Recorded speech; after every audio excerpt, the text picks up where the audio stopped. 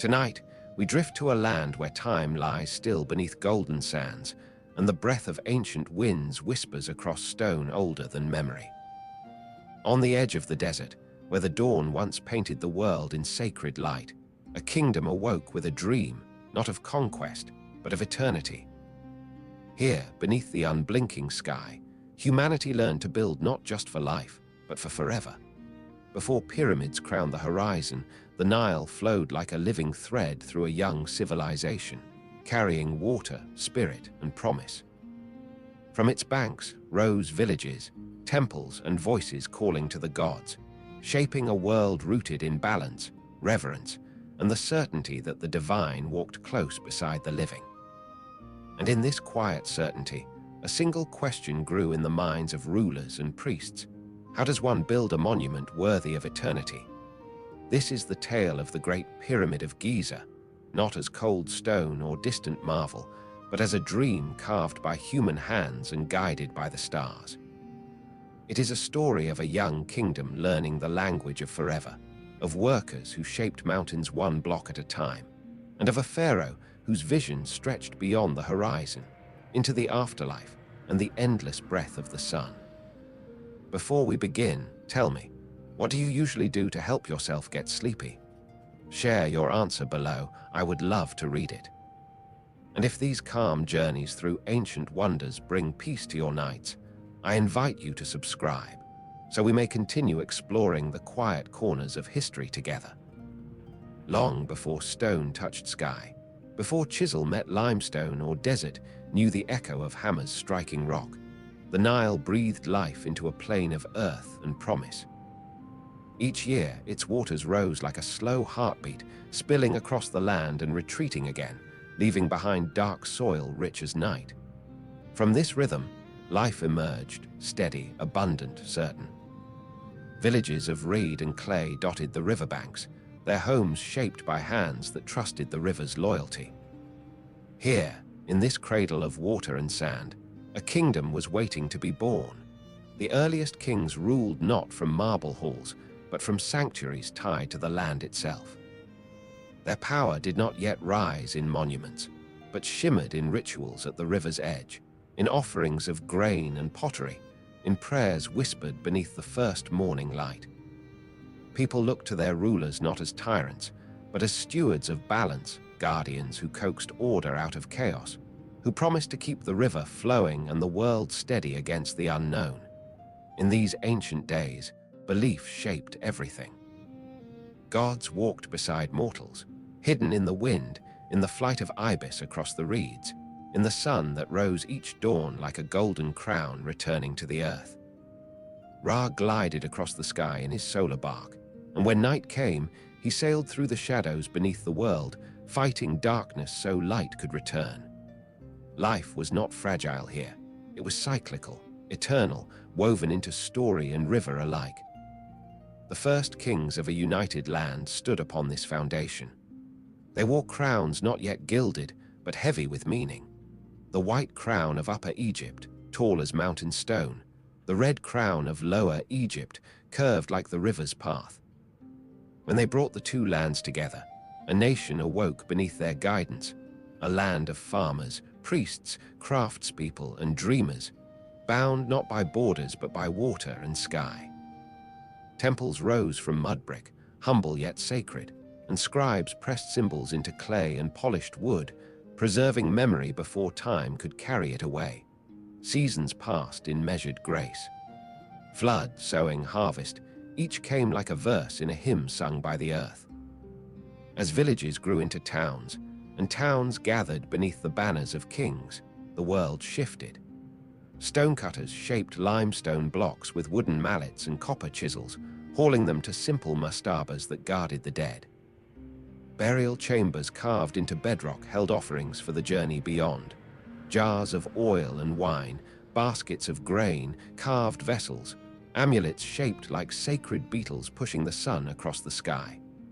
For in this land, death was not end, it was continuation. A journey to the west, where the sun dipped beyond the horizon and the soul stepped into eternity. Kings prepared for this transition not as escape, but as fulfillment. Their tombs became symbols of the eternal cycle, places where the living honored the dead, and where the dead reached toward rebirth. The early pyramids rose not all at once, but in steps, beginnings carved from innovation and devotion. At Saqqara, a visionary stretched stone toward heaven for the first time, stacking mastaba upon mastaba until a staircase touched the sky. It was a bold promise, a declaration that humans could climb toward eternity with stone beneath their feet and faith in their hearts. The desert watched in silence, and for the first time it learned the shape of ambition sanctified by belief. This new age did not rush. It grew like papyrus along the riverbank, steady and green, swaying in rhythm with the wind. Villages prospered, granaries filled, artisans perfected their craft. Scribes recorded lives in flowing ink upon papyrus scrolls, their symbols dancing like birds in flight. Priests tended temples where incense curled in sweet spirals and chants echoed beneath carved beams. Children learned from elders to speak the names of gods and ancestors, ensuring memory remained unbroken. People lived with quiet certainty, rooted in cycles older than stone. The kings of this age did not yet command the greatest monument, but they laid its foundation in spirit, by nurturing a world where devotion to order, balance, and eternity guided every breath. They built trust in the land's rhythm, and the land answered with abundance. Under starlight, constellations shifted above fields shimmering with life. Farmers lifted their eyes to Orion, knowing his presence marked the flood. They watched Sirius rise in the east, heralding renewal. The heavens were not distant, they were map and calendar, promise and prophecy. As the old kingdom dawned, the Nile Valley glowed with confidence. Power centralized not through force, but through faith and prosperity. Artisans shaped stone into permanence. Engineers studied shadow and horizon, learning the secrets of alignment. Priests traced the sun's path across sky and water, imagining it mirrored in stone. The idea of eternity no longer lived only in myth. It began to take form in architecture, in the desire to root memory into earth so deeply that time could not lift it away. Whispers grew among the royal court. If steps could climb to heaven, could a perfect shape touch eternity itself? Could a single monument hold the breath of life, death, and rebirth within its walls? Could a king rise not only in spirit, but in stone, becoming one with the cycle of creation? As the kingdom prospered, these questions matured into vision. And vision, once born, does not sleep. It moves through chambers of thought like river through canyon, carving purpose into stone. The land was ready. The people were skilled. The gods watched from sky, and the river murmured in approval. Soon, a pharaoh would rise who would answer the question left by the first pyramid. A king whose ambition stretched not toward dominance, but toward forever. Under his reign, stone would rise in perfect form, aligned to stars, anchored to earth, luminous beneath the eternal sun. The world stood at threshold of wonder. A dream waited at the horizon. And the desert, silent and vast, prepared to cradle a mountain shaped not by nature, but by the hands of humanity reaching for the divine. The Nile's rhythm continued, ancient and measured, as years unfolded like linen unrolled beneath patient hands. Floodwaters rose and fell, each cycle drawing deeper roots into the land and deeper confidence into the hearts of its people. With every season, the young kingdom learned more of itself, shaping identity through ritual, labor, learning, and devotion beneath the unchanging sky. Kings traveled the river in ceremonial barges, their silhouettes crowned against morning light, accompanied by priests who burned incense and sang of cosmic order. Wherever they passed, farmers paused their work, pressing palms to earth in greeting. It was not fear that bowed their heads, but reverence. They saw in their pharaoh a living thread between heaven and soil, a bridge through which divine will touch mortal life. Villages expanded into towns, and towns into bustling centers where trade moved like the river itself. Fishermen carried nets woven with hope, bringing silver flashes from water to shore. Potters shaped clay vessels smooth as river stones. Craftsmen hammered copper into tools that gleamed like fragments of dawn. Looms whispered as weavers pulled thread through thread, creating tapestries that carried stories long before words settled into written form. Scribes, guardians of memory, dipped rush pens into black ink and traced symbols born from river reeds onto fresh papyrus laid flat in warm light. They recorded offerings, measured grain, documented births and deaths, traced lineage of kings. Their script flowed like the Nile's sacred current, precise, graceful, unbroken. Through their hands, time found a way to linger on earth. The temple walls rose higher, scenes carved in stone like breath-given shape. Gods stood with falcon heads or lion bodies, human arms lifted toward eternity. They watched the world from limestone surfaces, painted in ochre and deep blue, alive in the flicker of oil lamps. Priests read star charts and solar cycles, listening not only to sky, but to silence between stars, believing that true knowledge rested in both. Every aspect of life carried meaning.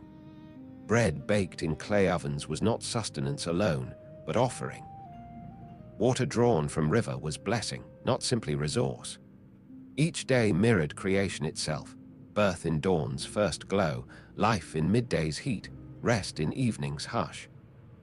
And when night fell, the sky unfurled like scroll of eternity, stars glinting as if holding the memories of all who had come before. In this world, stone was not simply stone. It held echoes of permanence, a language of endurance waiting to be spoken. Builders studied the weight and grain of limestone, learning where it fractured clean, where it bent to tool and will. Quarry faces grew smooth under their labor, pale blocks pulled from earth like bones of the world emerging from deep dream. Sledges groaned under load, ropes strained, sand shifted beneath sled runners guiding stone across distance. These early monuments were humble by later measure, mastabas spreading low and wide across necropolis grounds, yet they held power not in size, but in purpose. Beneath each lay chambers lined with offerings, ceramics filled with oils, jars sealed with wax and linen, amulets placed on chests to guide souls through Duat, the realm beyond the horizon. Wooden figurines guarded entrances, carved boats waited to ferry spirits toward the rising sun. Brick by brick, dream and earth drew closer. The idea that stone might become eternal body of kings grew stronger with every burial. Priests whispered of eternity not as distance, but as place, a realm mirrored in sky, where Ra sailed forever and where the pharaoh, if properly prepared, would rise again among gods. To build for the dead became to build for forever, and the craftsmen began to imagine structures that would outlast flood, storm, and memory. Order held all things together, the sacred balance known as Mad.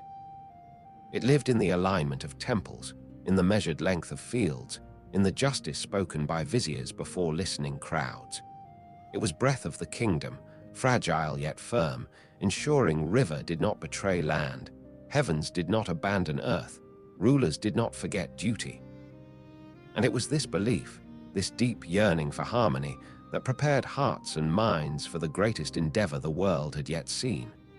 The old kingdom matured under this philosophy, rich not in conquest, but in cultivation of stability.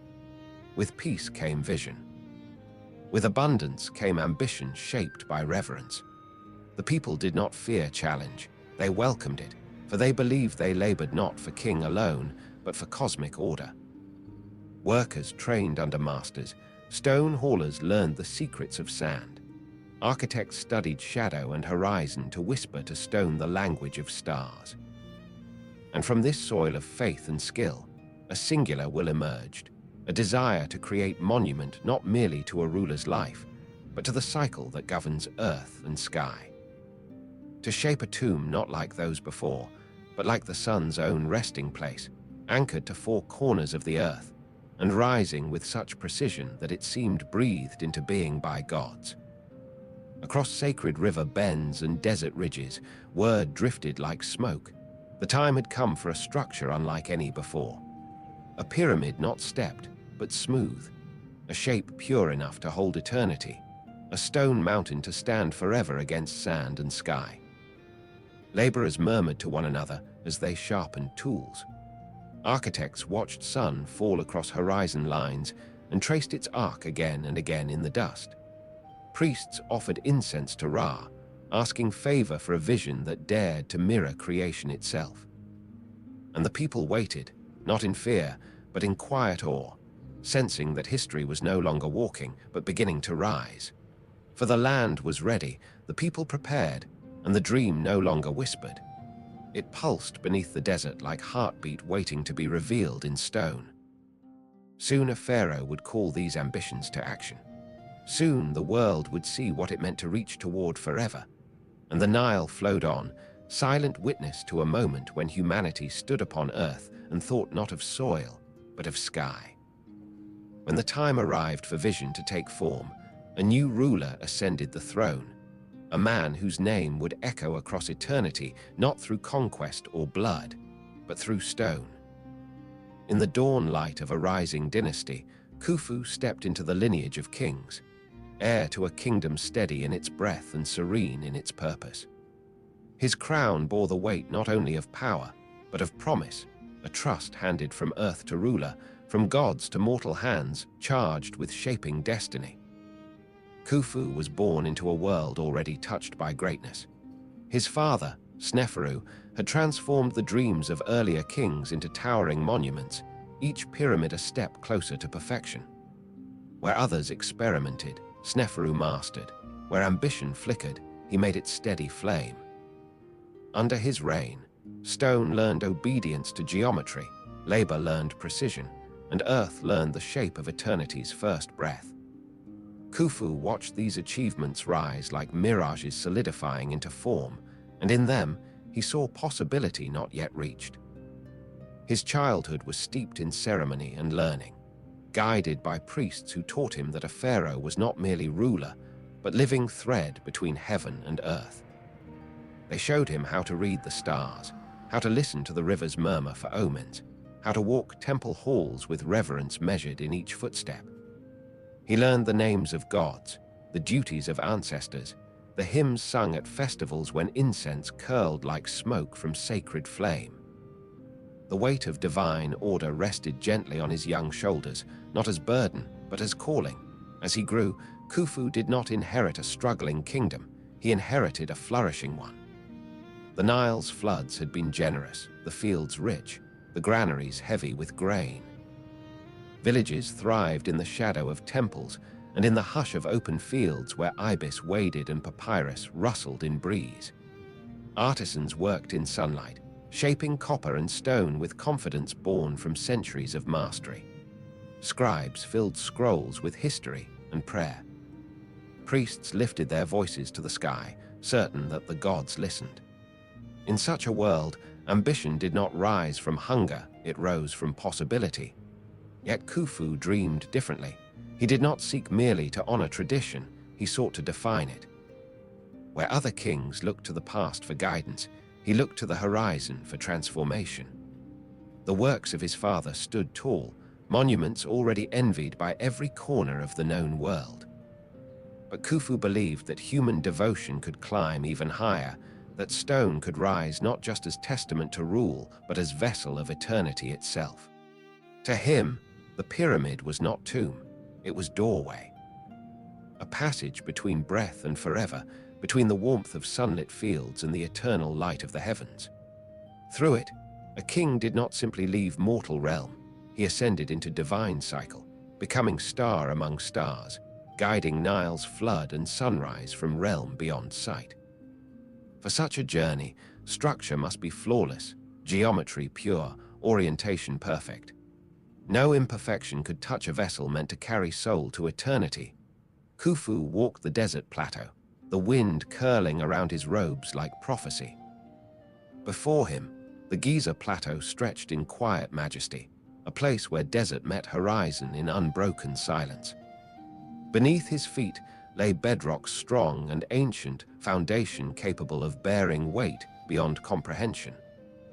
Above him stretched a sky that wheeled in infinite order, stars moving in celestial rhythm, untouched by age or decay.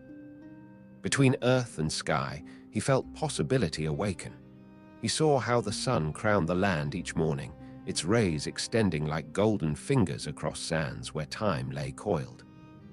He watched constellations drift above the desert at night, Orion rising in winter as if drawing a bow against darkness, Sirius glittering like tear of light fallen from heaven. The heavens did not simply shine above Egypt, they spoke. And Khufu, raised in the language of divine and cosmic order, listened.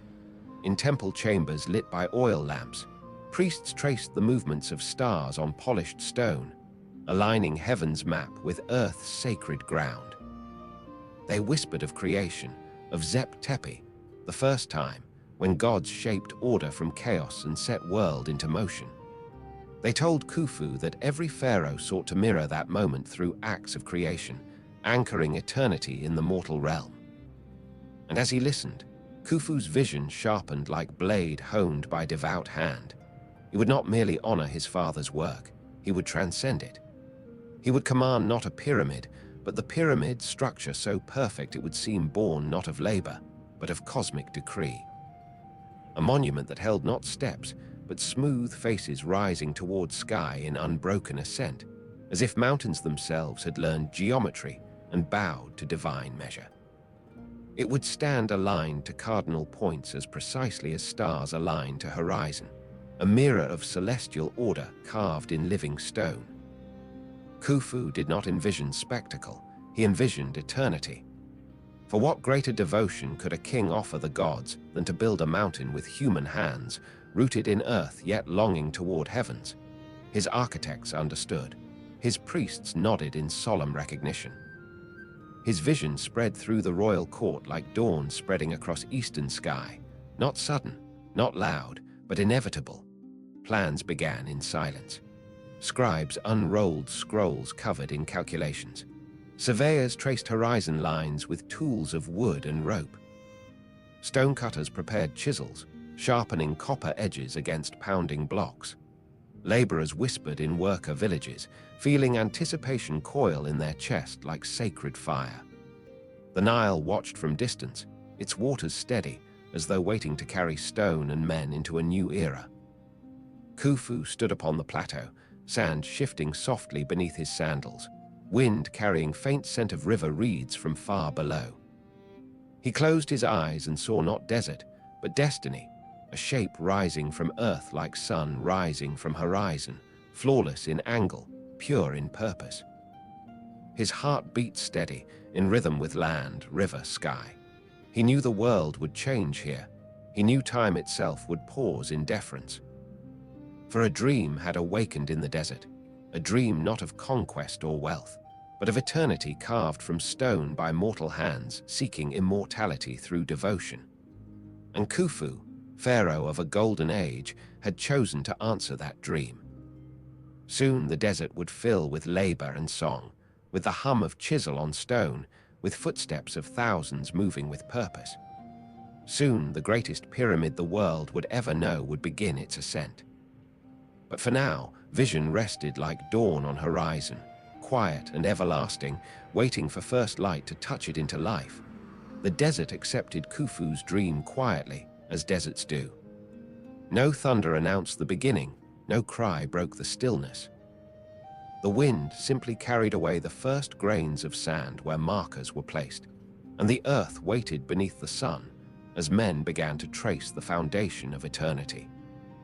Everything began not with stone, but with alignment, with the marriage of heaven and earth, measured through patient eyes and tools shaped of rope, wood, and shadow. Surveyors walked the plateau before dawn, when stars still whispered across the sky. They watched the slow arc of Orion, traced the movement of the North Star, measured the breath between night's end and sunrise's first spark. They stretched ropes soaked in oil for precision, set stakes into earth where calculations met certainty, and drew lines so straight they seemed guided by unseen hand. Geometry lived not only in scrolls, but in movement, men pacing ground with quiet reverence. each footstep a note in a cosmic hymn. The land beneath them was bedrock, solid and ancient, chosen with purpose. It would not shift or betray its task. Beneath their sandals, fossil shells lay hidden in layers of forgotten ocean, reminder that time flows in cycles beyond comprehension. Upon this ancient seafloor, a mountain would rise, not shaped by nature, but by devotion. And so, beneath a sky that bore witness to creation itself, the first stones were placed to mark corners that aligned with the cardinal points, fixing Khufu's vision to the laws that ruled sun and stars. Workers arrived by river in long wooden boats, their oars dipping into sacred water like ritual strokes. They came not as slaves, but as laborers of the king, farmers in the season when fields rested beneath floodwaters, craftsmen, stone haulers, rope makers, bakers, brewers, carpenters. They came because building for the pharaoh meant building for Maat, for balance, for the eternal cycle on which all life depended. Their voices hummed in early mornings as campfires glowed near the riverbanks, barley bread baking, jars of beer fermenting in warm shade. Life here did not pause, it simply changed form. Housing rose near the plateau, rows of barracks and bakeries, storerooms filled with grain, pots lined like waiting planets, medical herbs drying in sunlight. The settlement pulsed with purpose. Scholars would one day uncover their bones and tools and realize this was not the toil of chained hands, but the labor of a nation working toward a sacred offering. Men stretched rope and sanded planks, twisted palm fibers into cords strong as faith, carved copper blades sharp enough to cut limestone like butter beneath sun's patient heat. The first limestone blocks were cut in nearby quarries, where ridges of pale rock shimmered like bones of earth exposed to endless day. Each cut rang out in soft chisel song, wood mallets tapping copper chisels, flakes falling like pale petals to ground. Stone was coaxed from bedrock, not forced. Wedges soaked in water expanded slowly, whispering crack through grain, freeing blocks shaped by intention, not haste. Dust drifted in sunlight like golden haze, settling on skin and cloth, clinging to hair of men whose sweat smelled of devotion and heat. Sleds slid across sand, wood runners gliding on pathways wetted by water carriers who walked back and forth in rhythm, a human river feeding the movement of stone. Ropes strained beneath hands calloused by purpose. Teams chanted to synchronize pull, legs bracing, muscles flowing like river current beneath skin. Dust rose beneath their march, yet spirits did not dim. They believed stone gave them immortality, that each block set in place made heaven a little closer. Day by day, the plateau shifted. What had been empty desert began to fill with ordered lines, stone platforms rising in precise geometry as if land itself had chosen to honor its king. Architects walked the growing foundation, counting cubits, measuring angles with rods and plumb tools carved of wood and stone. They adjusted nothing by chance. Each line was sacred, each placement guided by star and sun. And above them all, Khufu watched, not always seen, yet always present in intention. He stood in temple courts where incense curled upward like whispered prayer. He walked the river's edge and listened to priests speak of the soul's journey, of the sun bark that carried divine essence across sky each day. He climbed a hill at dusk and watched his monument rise, envisioning future in each glowing block kissed by late sunlight. His presence was not thunderous. It was steady, constant, the silent beat behind countless hands. The pyramid expanded outward first, rooting itself to earth with precision and patience. Layers rose like slow tide, each course slightly smaller than the last, angled inward toward point not yet visible, but already inevitable. The shape began to reveal itself even in its infancy, a geometry so pure it seemed less built than summoned from sand by cosmic command. No labor ceased at sunset. Fires flickered in villages below, voices murmured over shared meals, flutes carried soft notes through still air. By moonlight, desert glowed pale blue, stars mirrored in river water like shards of the heavens scattered upon earth. Some workers slept beneath linen canopies, others on reed mats beneath open sky, dreaming of gods with falcon faces and sacred boats gliding through night. Their rest was not weariness alone. It was trust, a pact between mortal flesh and divine purpose. Seasons turned. Floods came and receded, fields revived, farmers returned with hands calloused not only by earth but by stone. The project never paused. It breathed with nations' pulse, growing in rains, growing in sun, fed by belief as much as by labor. Copper tools dulled and sharpened again, rope frayed and rewound, sleds rebuilt, hearts strengthened by repetition and meaning. Slowly, the pyramid's outline became unmistakable. Travelers on distant roads saw its shape forming against horizon, a rising geometry as flawless as dawn itself. Priests sang hymns of praise, their voices echoing off blocks that would stand longer than empires. Scribes recorded the progress, numbers etched onto papyrus like prayer disguised as calculation. And in the breath of early morning, as first light brushed the desert in gold, one could already sense what the world would one day know. The monument was not merely stone. It was time made visible. It was faith given weight. It was eternity taking form beneath human hands. The work continued, patient and unyielding, guided not by force but by vision. Each sunrise brought new effort, each sunset revealed new height. The pyramid did not claim life, it carried it. It did not cast shadow of tyranny, it reflected light of belief. And the desert, eternal witness, held its silence. It knew that once the final block touched sky, the world would never again doubt what mortal devotion, guided by divine principle, could shape beneath the sun.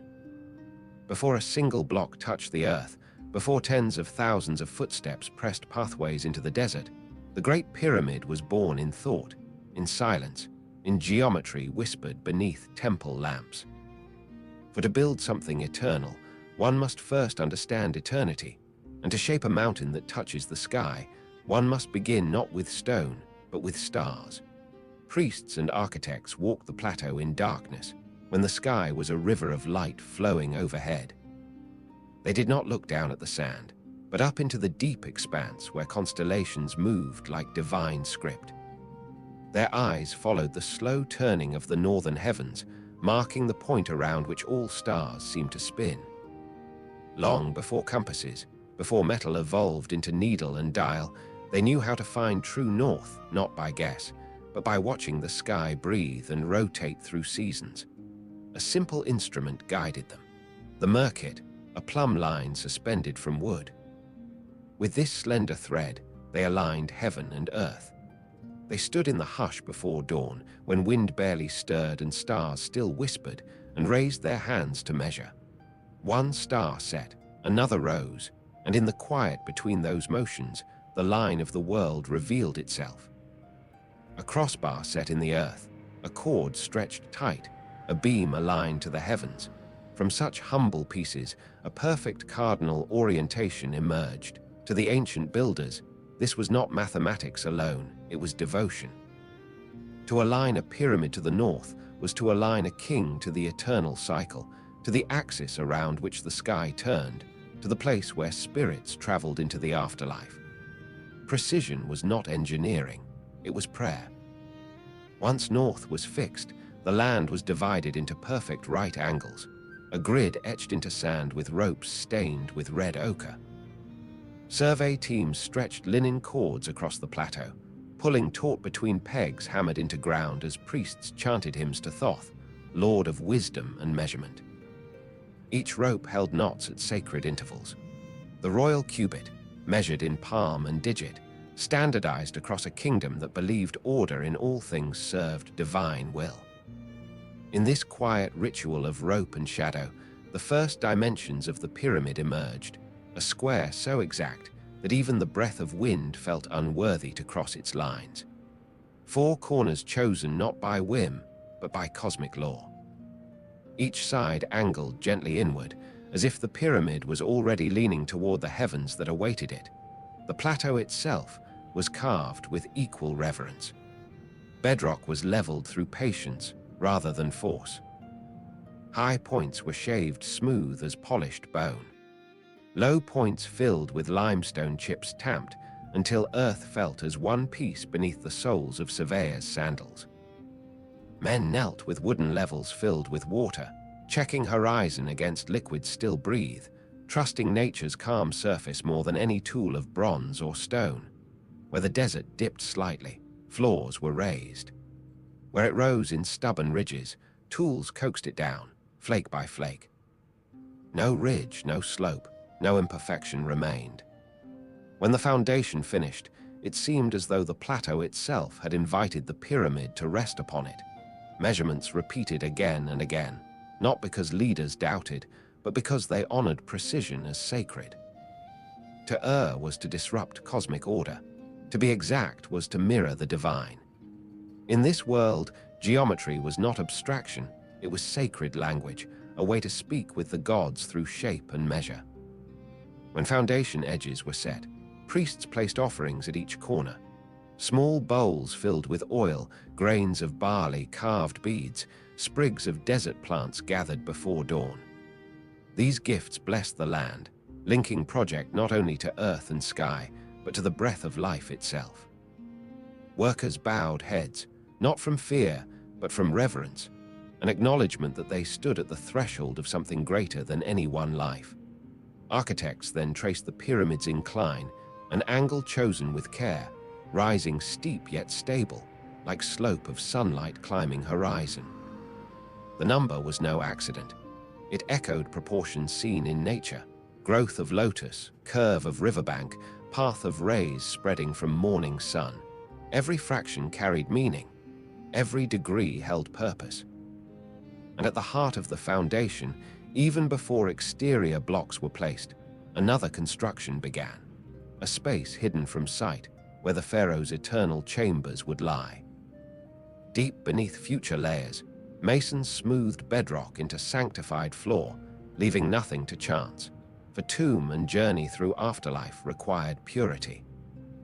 Above this secret core, a rising structure was planned, tier by tier, each layer slightly smaller, each surface polished to hold casing stones still deeper in dream.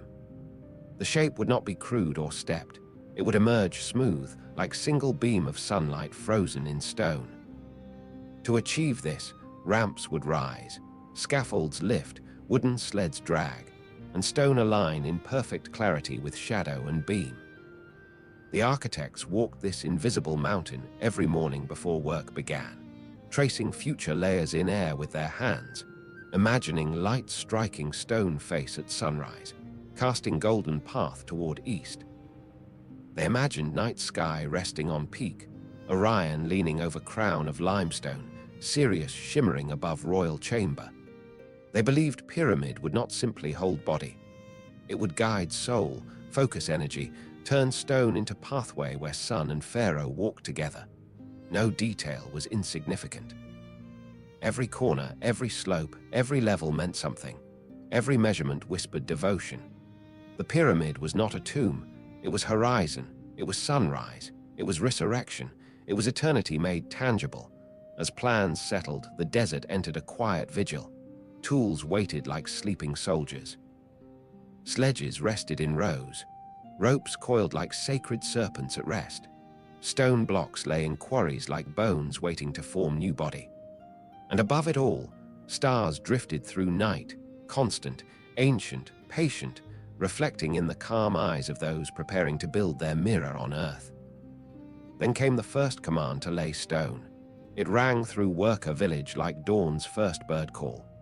Men rose, sand shifted beneath countless feet, sleds creaked, masons lifted chisels, overseers raised staffs, priests lifted hands to heavens. The first block moved, slow as the turning of the sun, heavy as promise, steady as belief. And as it touched the leveled earth, the world changed. Where once there was only sand and silence, geometry had found home.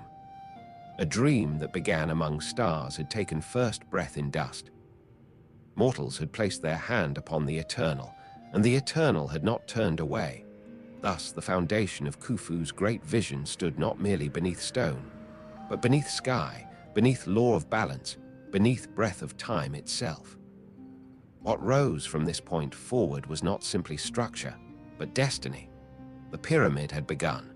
Once the pyramid's base had been traced with precision and earth prepared beneath it, the work moved inward, into the invisible geometry that would guide every stone. The plateau now held more than a plan. It held a promise. The shape existed first in breath and thought, in equations traced by reed pen on smooth wood, in the memory of priests who gazed at stars and saw in them the language of gods. The builders knew they were not simply shaping stone outward, they were shaping time upward. With every line redrawn, every measurement checked beneath both sunlight and starlight, the invisible pyramid grew clearer. To prepare the visible, one must first perfect the unseen. So, while stonecutters labored in quarries and workers set sledges ready, architects walked the site again and again, slow and patient, confirming every corner's truth. They studied shadow, for shadow told truth without pride.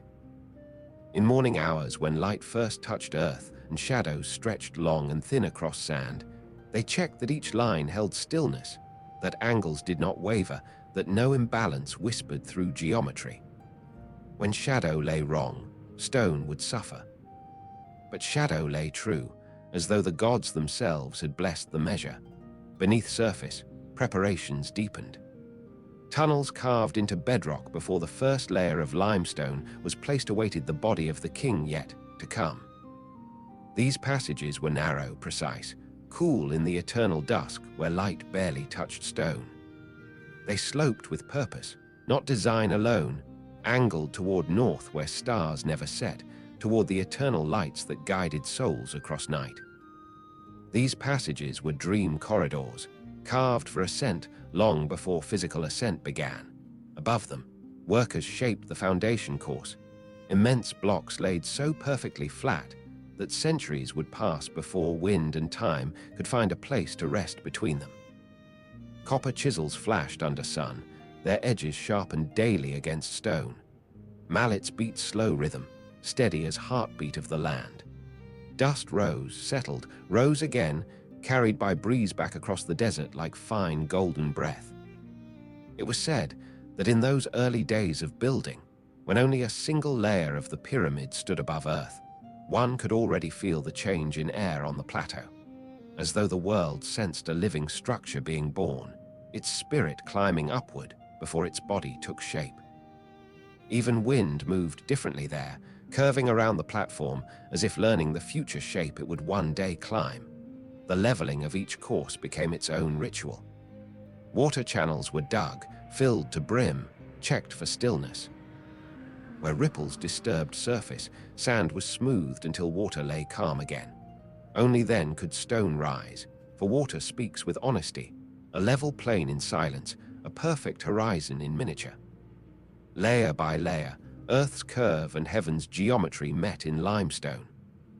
Casing ideas formed even before casing stones arrived. The builders dreamed of white Tura limestone gleaming beneath the sun, each outer block polished like still water, catching morning light and turning pyramid into a beacon. But first came core, and core required strength more than brilliance. Rougher blocks fit tight within, locked like bones beneath skin, each one placed with mind for weight, gravity, endurance. No hollow noise sounded when mallets tapped them, only deep certainty of stone settling into forever. Some say numbers breathed in those stones, sacred proportions that echoed cosmic harmonies, ratios reflecting distance between earth and sun, between stars and horizon. Whether known by formula or intuition, the builders followed truth born from observation and reverence. They saw world not in chaos, but in pattern. They believed the same logic that moved sky should guide hand, and thus mathematics became devotion. Ramps rose beside early layers, long inclines packed with clay and gravel, moistened to keep dust from ruling air. Wooden beams supported edges, ropes tied around posts like sinew and muscle, ready to pull giant limbs of stone upward. The ramps did not yet dominate landscape. They grew with pyramid, adapting as shape emerged. Teams moved in rhythm, their steps steady, their breath marking time as much as their voices sometimes did, not shouting commands, but steady chants to match pull to heart. In moments of rest, workers gazed at the foundation and imagined what it would become. Even they, whose hands bore hardness of stone and whose backs knew weight of block, understood they shaped more than structure. They carved memory into the desert. They planted eternity like a seed in earth, one that would outlive empires and speak long after language changed. At night, architects lit oil lamps around perimeter, small flames flickering in desert wind, marking the perfect square against the darkness. The sky stretched above them, infinite and still, constellations glimmering like jewels set into night's silent fabric.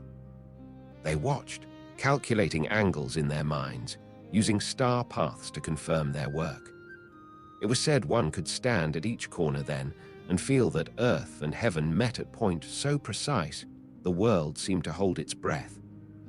Slowly, the first courses rose above ground, forming a shape only imagined before. Each level laid with ritual care, each seam fitted so tightly that fingertips found no space between. The pyramid's footprint held true, and its edges grew sharp, straight as horizon. What began in thought now held weight. Where once only sand lay, now stood beginning of a mountain. Nothing rushed. Eternity does not hurry. Each block had journey, quarried, shaped, dragged, positioned, checked, blessed by alignment. Each breath of wind passing across plateau carried dust of labor, prayer, and purpose. Each sunrise stretched across rising stone and found its reflection waiting, as if horizon recognized itself in structure forming at its edge. Priests visited site at sunrise, burning incense from desert resin. They traced fingers across stone, whispering ancient invocations that bound human effort to divine cycle. Workers paused briefly as smoke curled upward, offering silence to moment when mortal and eternal recognized one another.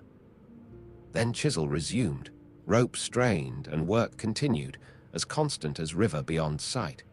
Khufu returned often, though not to command, his vision already guided by those who understood it. He stood in quiet, robes shifting like pale flame in desert heat, watching foundation rise. His gaze did not linger on workers or dust or effort. His eyes lifted to sky, then lowered to the half-formed base. He did not see what existed, he saw what would exist. For in his heart, the pyramid already stood complete, polished, gleaming, its peak touching heaven's quiet blue. A ladder of light for the soul, a testament to order in a world shaped by cycle, a monument not to boast, but to belong, to eternity, to gods, to the land that raised him.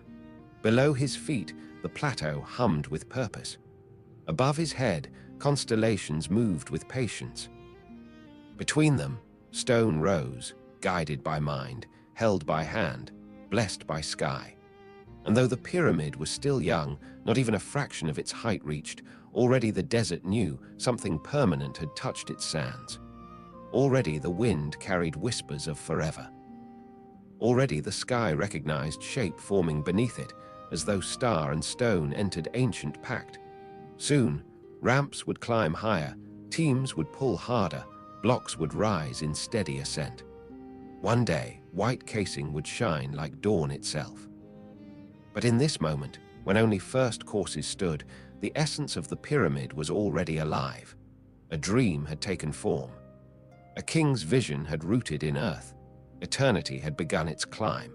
Before a monument could rise beneath the sun, the earth had to give itself first. Mountains and cliffs, quiet for ages, felt the first touch of copper against their flanks. Limestone ridges near the plateau, pale and warm beneath daylight, awaited transformation. Granite beds far to the south, in a swan where the Nile carved its way between cliffs of flame-colored stone, stood silent before journey. Every block that would one day rest beneath heaven began as part of the earth's own body. Quarry workers arrived at dawn, when shadows lay long and cool across stone. Their tools were simple, copper chisels sharp and smooth, Wooden mallets worn from countless strikes, wedges carved from acacia, rope twisted from flax and palm fiber, dolerite pounding stones heavy as promise. They brought baskets of food, jars of beer, skins of water. They came not as raiders of earth, but as stewards of a sacred task. They started by tracing the block's boundary with careful lines, the stone's future shape first imagined on its skin like a dream resting beneath marrow. Copper bit into limestone, tapping rhythm steady as heartbeat. Chips fell like flakes of pale sunlight, dust rising into morning air and settling onto skin like powder of eternity. Workers moved in teams, a single mind across many arms, each strike purposeful, each breath steady. The rock responded slowly, patiently, accepting separation as if guided by divine command rather than force. Wedges slid into narrow cuts. Water soaked into them, swelling fibers and exerting quiet pressure. Cracks formed not with violence but with deep sigh, and blocks eased away from mother stone. Nothing rushed. Earth opened at its own pace. Limestone was plentiful near Giza, gifted by the land itself. Smooth, fine-grained, golden when kissed by sun, ideal for the pyramid's core. But the finest casing stones, brilliant and white, waited across the river in quarries at Tura. There, limestone glowed like captured moonlight, holding purity not of sand but of sky. One day they would be polished until they shone like sunrise trapped in stone. But for now they slept beneath chisel, each cut ring echoing across quarry walls like prayer tapping on eternity's door. In Aswan, granite quarries woke to deeper sound. Dolerite hammers, round and heavy, struck stone with slow thunder. Sparks leapt in early light. The granite, ancient and stubborn, did not yield easily. It demanded devotion in each strike. Sweat darkened linen skirts, muscles tensed beneath bronzed skin, breath grew deep and controlled. For granite was destined for heart of pyramid, portcullis blocks, king's chamber beams, places where strength must not falter.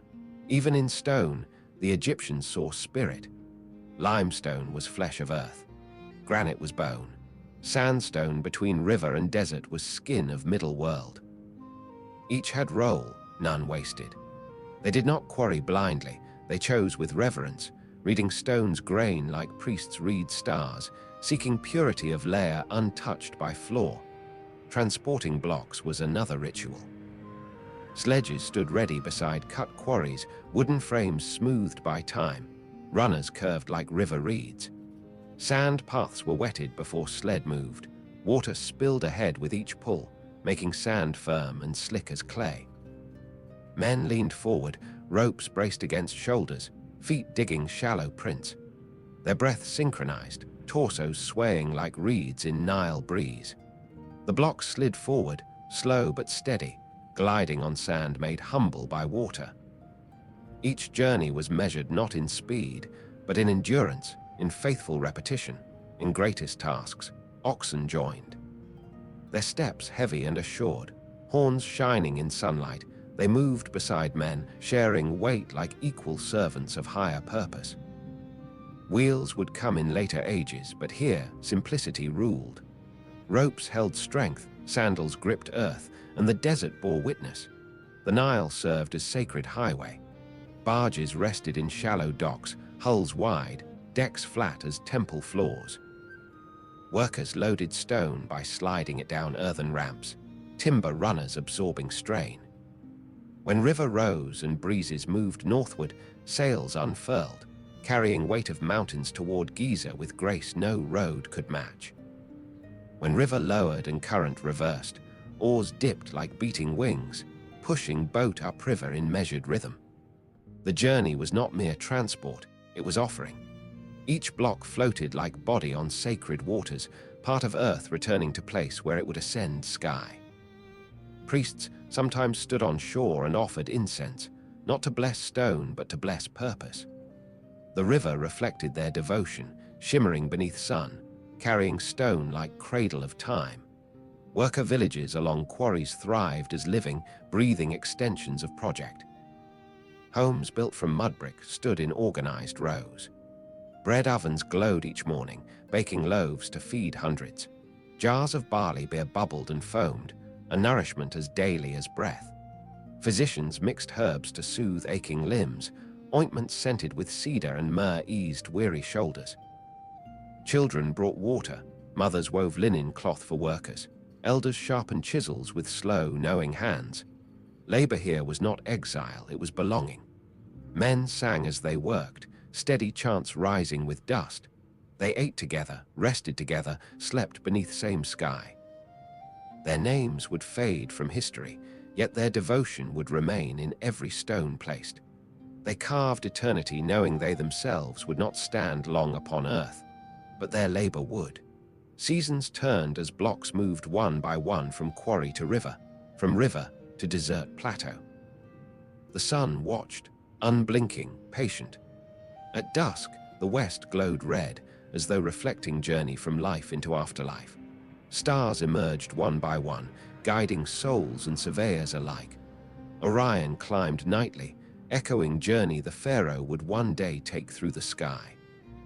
And still stone moved, block after block, a slow rising tide of devotion shaping destiny. In time, quarries changed shape.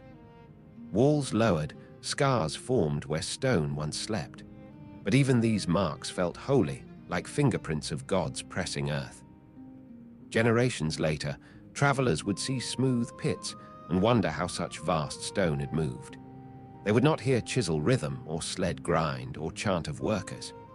Yet the wind, passing through quarry hollows, would still carry faint echo, for stone remembers. It remembers river, sun, hand, and hammer. It remembers purpose more than process. And each block, as it left Earth's cradle, carried within it story of labor, breath, heat, sweat, and prayer. Carried essence of land that birthed it. When it reached the plateau and touched the growing pyramid, it found its place not as anonymous mass, but as part of living body. Together, these blocks would form spine and skin of monuments shaped for eternity. Soon, the desert would become symphony of movement, stone rising, ramps growing, dust shimmering beneath heat. But all of it began here, in whisper of chisel against rock, in sand dampened for sleds crossing, in quiet reverence of those who pulled mountains toward heaven one breath at a time.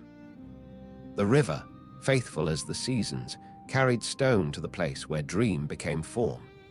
Each barge drifted like a silent procession, its hull brushing the water with reverence.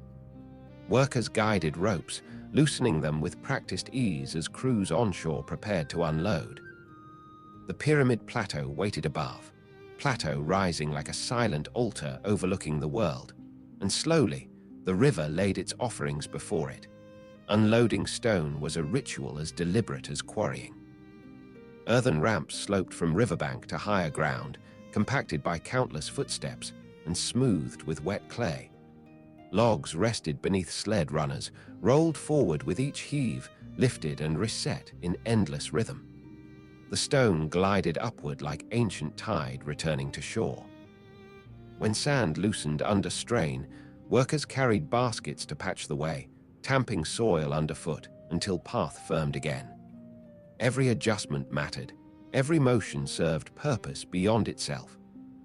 Stone reached the base of plateau where wind shifted differently, where the land felt expectation like a pulse beneath sand. Here, teams divided each block's journey. Smaller sledges pulled blocks up rising ramps, and men placed planks beneath runners, creating brief bridges across incline. Wooden levers pried, sand shifted, ropes tightened. Sweat salted linen garments. Shadows stretched as the sun climbed and fell.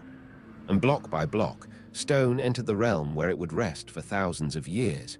The plateau grew busy, humming like hive in sacred silence.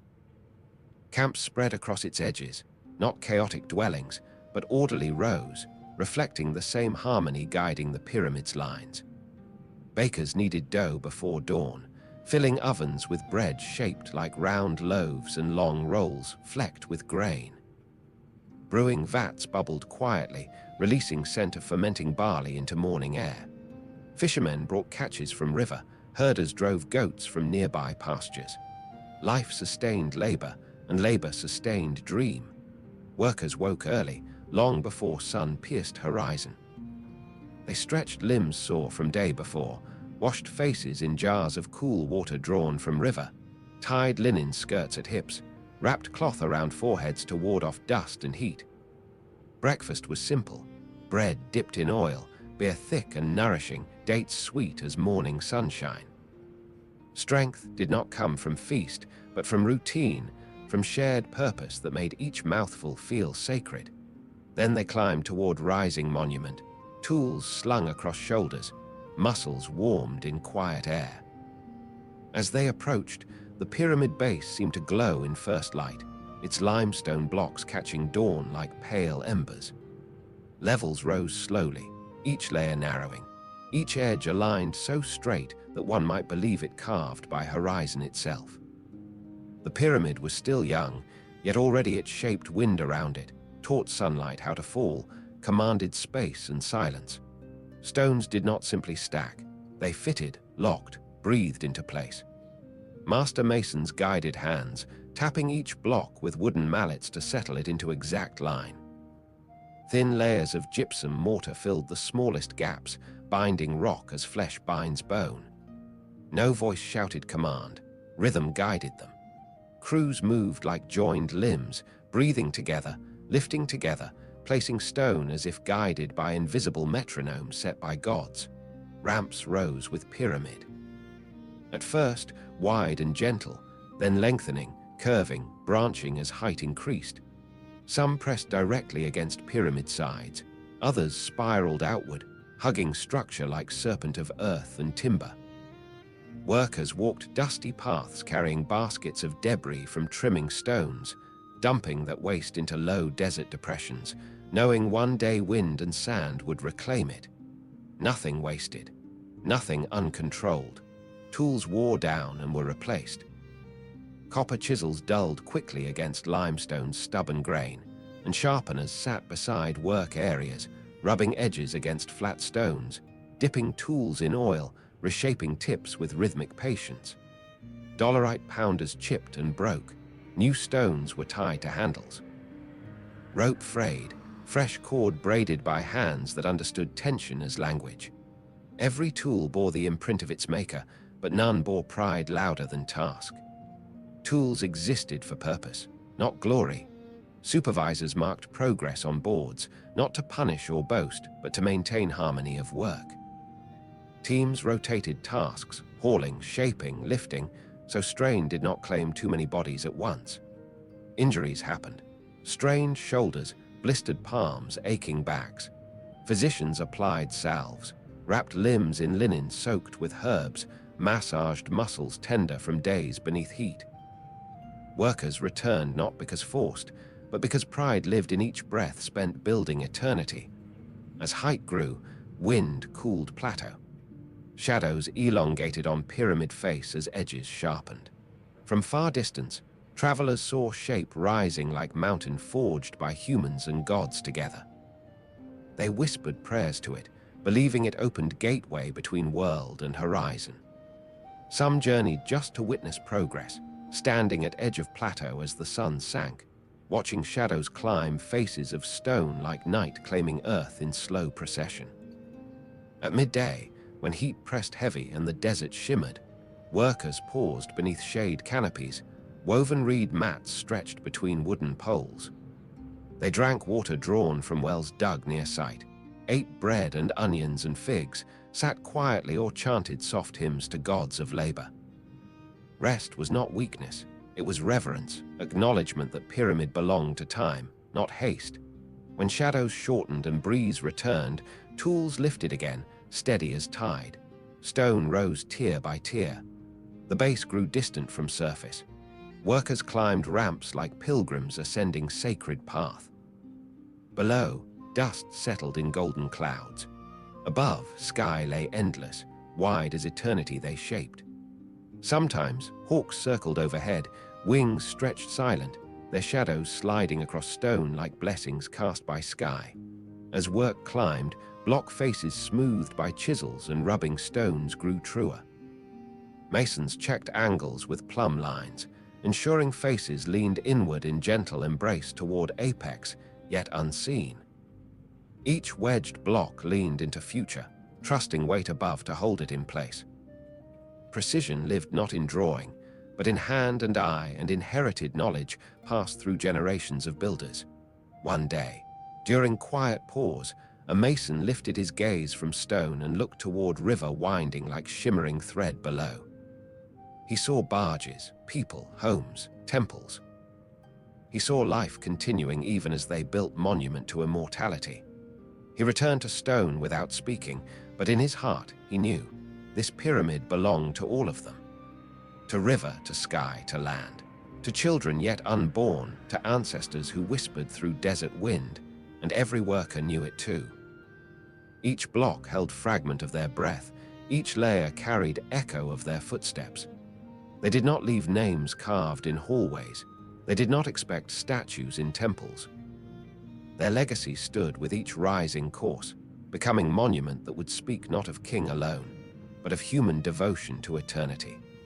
As sun dipped one evening, pyramidal shadow stretched across plateau and touched river like elongated hand of stone reaching to bless waters that carried life. Stars appeared in twilight, bright points flickering in royal blue sky. Workers gathered below, and in the hush of descending night, they looked up and saw something few mortals ever witness, history forming beneath their hands, future carved by sweat and reverence. Tomorrow they would climb again. Tomorrow, stone would continue its ascent. Tomorrow, eternity would rise another course. But in this moment, under quiet stars and the cooling breath of desert air, pyramid stood not as symbol of power, but of faith, harmony, and the patience of a civilization that believed time could be shaped like clay beneath steady hands. And the desert, ancient and watchful, held that promise as sacred. Day by day, the pyramid rose, and with its ascent, the land around it transformed into a living body of effort, precision, and quiet discipline. The workforce did not simply build, they breathed the work, moved within it, became part of its pulse. The pyramid was not separate from its makers. It grew from their footsteps, their hands, their faith in cycles older than memory. On the Giza plateau, the worker village thrived like an oasis carved not from water, but from purpose. Rows of mud brick dwellings stood neat as fields under cultivation, each home simple yet warm, its walls touched by sun, and its floors smoothed by countless bare feet. Beyond them lay larger residences for overseers and architects, their scrolls and measuring rods tucked in niches beside oil lamps. Storehouses sat close by, filled with baskets of grain and jars sealed with clay. The scent of baking bread drifted through morning air, blending with desert wind and faint fragrance of incense from distant temples. At first light, the village stirred. Roosters crowed, goats bleated softly, and hearths glowed again as embers woke beneath new flame. Women pounded grain with steady rhythm, filling air with soft percussion like heartbeat of earth. Brewers stirred early batches of barley mash, foam rising like mist over river shallows. Bakers shaped dough into loaves, pressing seeds on top so each bite carried taste of field and harvest. Children carried jars of water to cooling pits and clay pots, splashing droplets to keep them fresh in heat. Then came the men, stepping from homes in linen wrapped around waists, skin touched by sun and dust. They stretched limbs worn from yesterday's climb, rubbed salve into wrists and knees, and ate their morning bread beneath growing light. Each knew the day ahead intimately, the long ascent up ramp, the weight of rope against shoulder, the hum of labor in air. Yet each rose with willingness, as though building the pyramid was not toil, but calling. Ramps climbed with structure, smooth underfoot, wide enough for teams to move in steady rhythm. Wooden beams reinforced edges, thick ropes tied at intervals to help balance loads. At lower levels, ramps stretched broad like gentle hills. At higher stages, they curled and narrowed, forming spirals or long straight ascents embraced by the growing walls of stone. Sand and clay packed beneath, each step cushioned runners, making paths stable under weight. The workforce was not chaotic mass. It was orchestra, each group trained to specific task, each movement complementing another. One team hauled blocks from base to construction level. Another shaped stone edges with copper chisels and dolerite hammers. Another smoothed surfaces until edges aligned with precision. Rope pullers took turns to prevent fatigue, singers set rhythm for haul to keep strain even, and water carriers moved along line to cool ropes and sand, easing journey. No voice barked commands over long distances.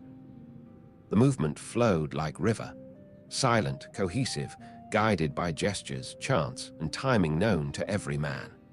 Laborers leaned forward, bodies taut with steady force, feet digging shallow into sand. They pulled not only with muscle but with breath and will, their bodies trained to rhythm that matched heartbeat of project. When block advanced, cheers did not rise, only nods, gentle taps, quiet smiles of shared accomplishment. The ramps grew dusty, worn by sandals and sled runners. Workers swept them constantly with palm branches, keeping surface smooth and safe. Water carriers poured from clay jugs, dampening sand so sleds glided. Where slopes steepened, wooden rollers placed beneath runners eased friction. The air filled with grit and effort and soft chanting, but never despair. The work was steady tide, eternal, measured, purposeful.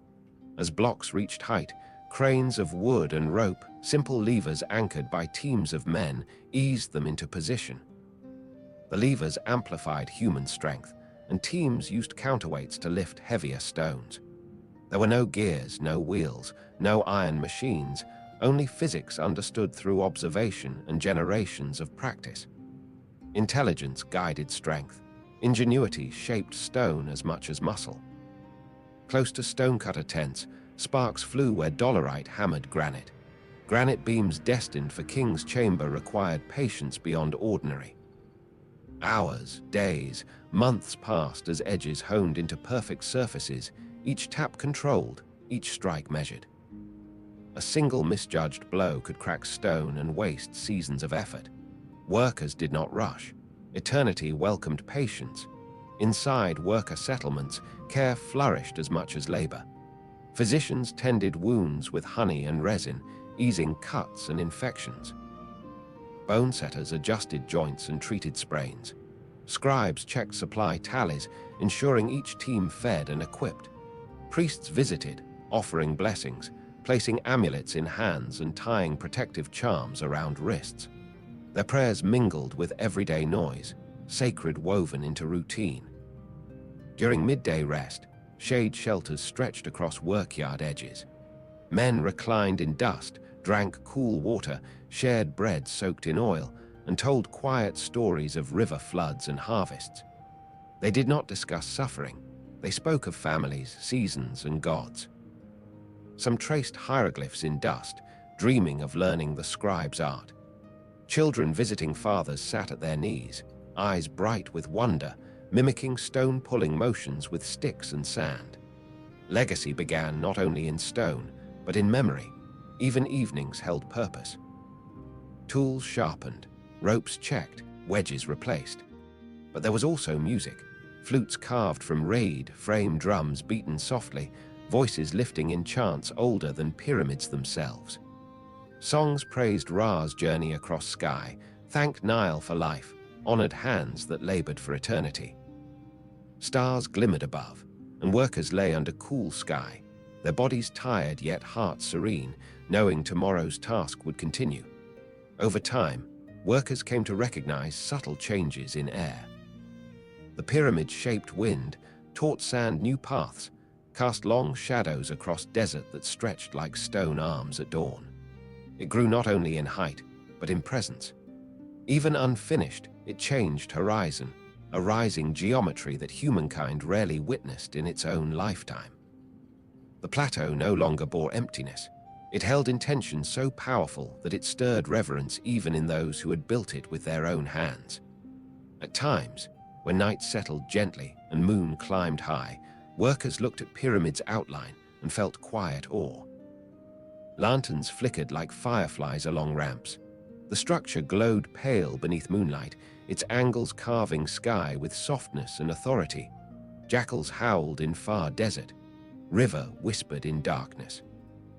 And stone, each block holding breath of those who placed it, seemed alive, as if listening to stars. From high levels, workers saw world beneath them. Fields along Nile shimmered under starlight, dotted with sleeping villages and quiet boats moored along shore. Far away, temple torches glimmered like embers held in cupped hands. They saw home not as place separate from pyramid, but as reflection of same harmony. Earth and stone were not divided, they were united in ritual of creation. And the men felt not exhaustion alone, but meaning, deep and ancient, that they contributed to cycle larger than their years. They were part of story of life and death, rebirth and memory. In shaping monument for Pharaoh's soul, they shaped their own immortality in silence. Every block lifted, every rope pulled, every grain of sand pressed beneath foot was part of sacred breath. The pyramid rose not as monument to power, but as testament to devotion, to order, to faith, to belief that life transcends its mortal frame when aligned with eternal. Soon, the pyramid would reach higher. Ramps would climb more steeply. Winds would grow cooler with height. But already, something profound had settled on plateau, a stillness that belonged not to desert, but to time itself pausing in reverence. The workers did not seek glory. They sought completion. And each evening when they returned to homes, faces dusted white from limestone, hearts steady from effort, they knew sunrise would come again, and with it, another layer of eternity waiting to be placed. The pyramid advanced.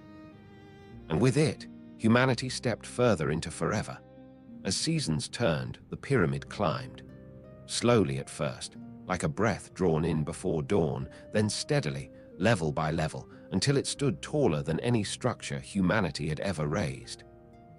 With each new layer laid, the plateau shifted into something otherworldly, a place where devotion shaped stone and time seemed willing to pause its endless current. The ramps lengthened and branched, wooden supports strengthening their sides like ribs of some great creature rising from sand. Some slopes pressed close along the pyramid's face, hugging its angle as though learning its geometry. Others wound outward in sweeping arcs, vast enough for teams to pull massive stones in continuous rhythm. On days when wind arrived from desert's heart, grains of sand danced across ramp surfaces, whispering around ankles and sliding beneath sled runners, as though desert itself wished to assist the climb. Above, the air cooled. Work at increasing height brought new sensation, wind thinned, breath deepened, muscles stretched longer in exertion. Workers learned to balance atop narrow paths, bodies leaning with confidence earned through repetition. They moved with grace, their steps measured and soundless, as if the pyramid had already taught them secrets of stillness and purpose. The higher they climbed, the more the world beneath softened, turning fields and villages into distant shapes beneath the shimmer of heat. On the upper ramps, the sunlight felt different, sharper, cleaner, washing stone with brightness that seemed to echo eternity. From such height, men paused briefly to gaze across the river valley and desert beyond. They saw not merely land but life, endless, cyclical, ancient. The Nile wound like celestial ribbon, shimmering as if sun had draped a golden thread across earth. Villages clustered like tiny constellations, each hearth a star, each field a quiet promise renewed each growing season. To witness such sight was to understand breadth of world, to feel humbled by scale and lifted by meaning. The pyramid's surfaces required precision beyond measure. As core blocks rose, outer casing weighted smooth white limestone shaped in quarries across the river, transported with same reverence as sacred relics. These stones would fit so perfectly that sunlight would glide across their faces like water flowing over still pond. Masons trimmed edges, rubbing surfaces with sandstone and copper files until no shadow clung between joins. The pyramid's skin was to be seamless, unblemished, reflecting light as beacon between earth and sky. Every block placed on upper levels echoed effort far below. Water carriers climbed ramps with jars at their sides, their pace steady, their steps careful, keeping clay pots cool with damp cloth. Without water, sand grew harsh and sleds resisted movement. Without softening path, rope fibers burned palms and shoulders. And so, even those who never touched stone directly shared equal part in raising monument. Every drop of water poured on ramp was drop that lifted structure upward. Food arrived in great baskets, barley loaves, roasted onions, dried fish, dates sweet with sun. Workers sat in shade when midday heat pressed upon them, their lungs drawing rest as priests recited quiet prayers. Rest was not weakness, it was ritual, part of rhythm that allowed body to endure. When shadow shortened and cool air returned, they rose again, pushing pyramid toward horizon level by level. To support the heaviest stones, granite beams destined to rest above the king's eternal chamber, the ramps thickened, reinforced by layers of mud brick and timber. These blocks weighed more than smaller limestone bricks many times over, demanding strength unmatched. Workers positioned levers beneath them, teams straining together, breathing as one. The beams inched upward over days and weeks, until they reached chamber height where masons waited like guardians of sacred threshold. Inside the pyramid's interior, quiet hands smoothed walls of hidden passageways, fitting blocks so precisely that no blade could slip between them. The grand gallery began to take shape, a corridor rising like spine of monument, sides angled in perfect symmetry, ceiling climbing toward chamber where pharaoh would rest. Each stone supported one above, each notch cut in exactness so structure would never buckle under weight of heaven. Ventilation shafts angled upward from chambers, narrow and precise, pointing toward stars that guided kings into afterlife. Their purpose whispered through hands and hearts, not to breathe air, but to breathe eternity. Meanwhile, outside, the ramps rose higher still. At their peak, workers could see beyond horizon, watching sun paint river copper in morning and bleed crimson across sky in evening. At night, stars hung close enough to touch. Constellations wheeled slow and luminous, Orion's belt glinting like jewels suspended above ramp edges. The pyramid and sky spoke in silent harmony, one mirrored other, one honored other. When winds swept harder, men leaned into them, steadying bodies with ropes and staffs. Sand stung skin wrapped itself in folds of linen, traced memories across eyelids, yet no storm halted work. Men simply moved slower, whispering gratitude for breeze that cooled sweat even as it challenged their footing. The desert was never enemy here, only partner, demanding respect. Season after season, layers climbed. The village below expanded, adding bakeries, granaries, workshops, and infirmaries. Graves for those who passed while serving project were dug with honor, marked with clay tablets and offerings. Even death here felt like continuation, a joining of land to land, life to stone, breath to eternity. Songs at funerals were soft, grateful, never sorrowing without hope. Children born during project grew old enough to carry water, or weave rope, or sought copper chisels for sharpening. They looked up at pyramid rising above and felt sense of belonging carved into hearts. They did not ask why stone climbed sky. They understood instinctively. In every grain of sand beneath feet, in every breeze from river, in every sunrise gilding limestone blocks, there lay truth. Humanity was building bridge to eternity, one breath at a time. As years passed, final levels approached. Ramp edges tightened, narrowing until only few men could pass at once. Stones smaller now, not from fatigue but from geometry, apex demanded grace, not mass. Masons knelt on highest point, smoothing top surface as though preparing altar. Beneath them, valley lay quiet, river shining, temples gleaming in afternoon haze. When final block was placed, silence enveloped plateau, deep as sea, vast as sky. It was not cheer that followed, but breath, long, collective, reverent. The workers did not need celebration. They had touched eternity. They had shaped horizon. Ramps remained for now, like scaffolding of dream before its unveiling. Soon they would descend, level by level, leaving pyramid bare to sky, its faces shining like morning star. Workers walked down for last time each evening, knowing tomorrow they would remove what had lifted them so high. The monument stood complete in form, though finishing work awaited, smoothing, polishing, clearing, blessing. Yet already it commanded world. Already birds wheeled differently near its peak. Already desert wind spoke in shifted tone, as if learning to sing new hymn. The pyramid rose, and in its shadow men felt time breathe slower, gentler, holding space for memory. They had carried mountains.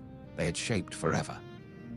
They had placed human hands upon eternity's threshold and found eternity did not flinch. It accepted them. When the outer form neared completion, attention turned inward to the silent heart of the pyramid, where air rested untouched and light dared not wander. The world above shimmered in sun and wind, but within this rising monument, the air was cool, still as forgotten lake beneath twilight. Here, the deep breath of eternity waited. For a monument meant to carry a king beyond mortality must first carve a path through silence. Long before the first blocks touched sky, masons had shaped corridors in bedrock, chipping narrow passages into earth itself. They worked by lamplight and instinct, listening to stone as though it whispered secrets. Their chisels tapped in slow rhythm, sound muffled by depth, echoing softly like heartbeat beneath mountain. Dust drifted through warm lamplight and cascaded gently to floor, where sand cushioned each grain like cradle of time. This early chamber, deep below future surface, was first design, first intention, first imagined resting place. Its walls were rough, yet sacred. But as vision matured and pyramid rose above ground, plans shifted like constellations adjusting across seasons. The heart of the structure moved upward into body of pyramid itself. Nothing here was built for convenience, only for devotion and cosmic alignment. The deeper chamber remained, sealed from world, an echo of first plan preserved like memory encased in stone. Above it, a new passage opened at pyramid's base, angled upward into thick body. The floor was smooth limestone, worn not by footsteps, but by the passage of tools and planning. Walls leaned inward subtly, stone blocks resting against one another in weightless balance, so precisely fitted that time itself found no space to slip between them. Lanterns flickered along these walls as builders passed, the flames bending in breathless air, shadows dancing across surfaces like spirits moving in reverence. As passage climbed, it opened into a tall, narrow expanse, a corridor where ceiling soared like vaulted sky carried within earth. This would become grand gallery, but now it remained skeletal, ridged with corbelled stones layered upward, each course leaning toward invisible peak. Standing here felt like standing in throat of ancient mountain, as though earth itself inhaled through corridor of stone. Each block angled perfectly against weight of world, forming spine of pyramid, bones locked in eternal embrace. Workers moved like shadows here, soft, deliberate, respectful. They wore thin linen to ease heat of effort, yet air here was cool, kissed by stone chilled through centuries of desert night. Their touch left no mark, their presence no sound beyond gentle scraping of tool or hush of breath. In this place, sound did not travel loudly. It softened, muted by mass around it, carried as distant hum into unseen corners. Silence held dominion, not empty, but full, as if entire universe listened. Deeper inside, they shaped ascending corridor with care, each surface smoothed until it felt like river stone shaped by ancient current. Walls aligned with astronomical precision, pointing to stars that never faded below horizon, stars believed to guide departed king into immortal realm. Nothing here was accidental. Each degree measured, each slope chosen so spirit might travel with ease, neither hindered by gravity nor lost in shadow. At highest point of ascent, the king's chamber awaited, still hollow, still becoming. Granite blocks lay ready, hauled from south like sacred bones of sacred beast. They weighed more than memory itself, dark and heavy, far harder than limestone that surrounded them. These stones would form resting place for Pharaoh, cradle for his eternal body. They required hands steady as breath in meditation, hearts attuned to patience older than dynasty, minds willing to surrender ego to purpose larger than life. Granite slabs slid into place with measured grace. Men guided them with timber levers, ropes braced around corners, movements coordinated as if world itself held breath. When each block settled, it did so not with crash, but with deep hum of weight meeting destiny. Carved beams above chamber formed protective layers, 5 great spaces stacked like lungs above heart, relieving weight of mountains so chamber would remain untouched by strain. Floor smoothed, walls polished, lines trued until seams vanished in shadow. No decoration covered surfaces. No mark declared victory or vanity. The chamber did not crave human story. It existed to house spirit, not memory. Its strength lay in silence. Its beauty lived in restraint. Here, emptiness was not absence. It was space for eternity to enter. Beside the chamber, narrow shafts pierced stone, their angles subtle and sacred. They pointed to constellations revered by priests, Orion in south, where Osiris dwelled in eternal kingship, the imperishable stars in north, where souls of mighty rulers circled forever without setting. These shafts were not ventilation, they were pathways for spirit, channels through which eternity breathed into stone.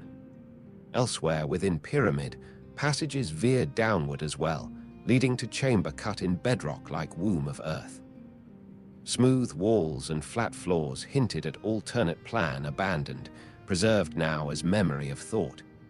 Each part of pyramid's interior felt like echo of decision, a map of intention, revision, and reverence.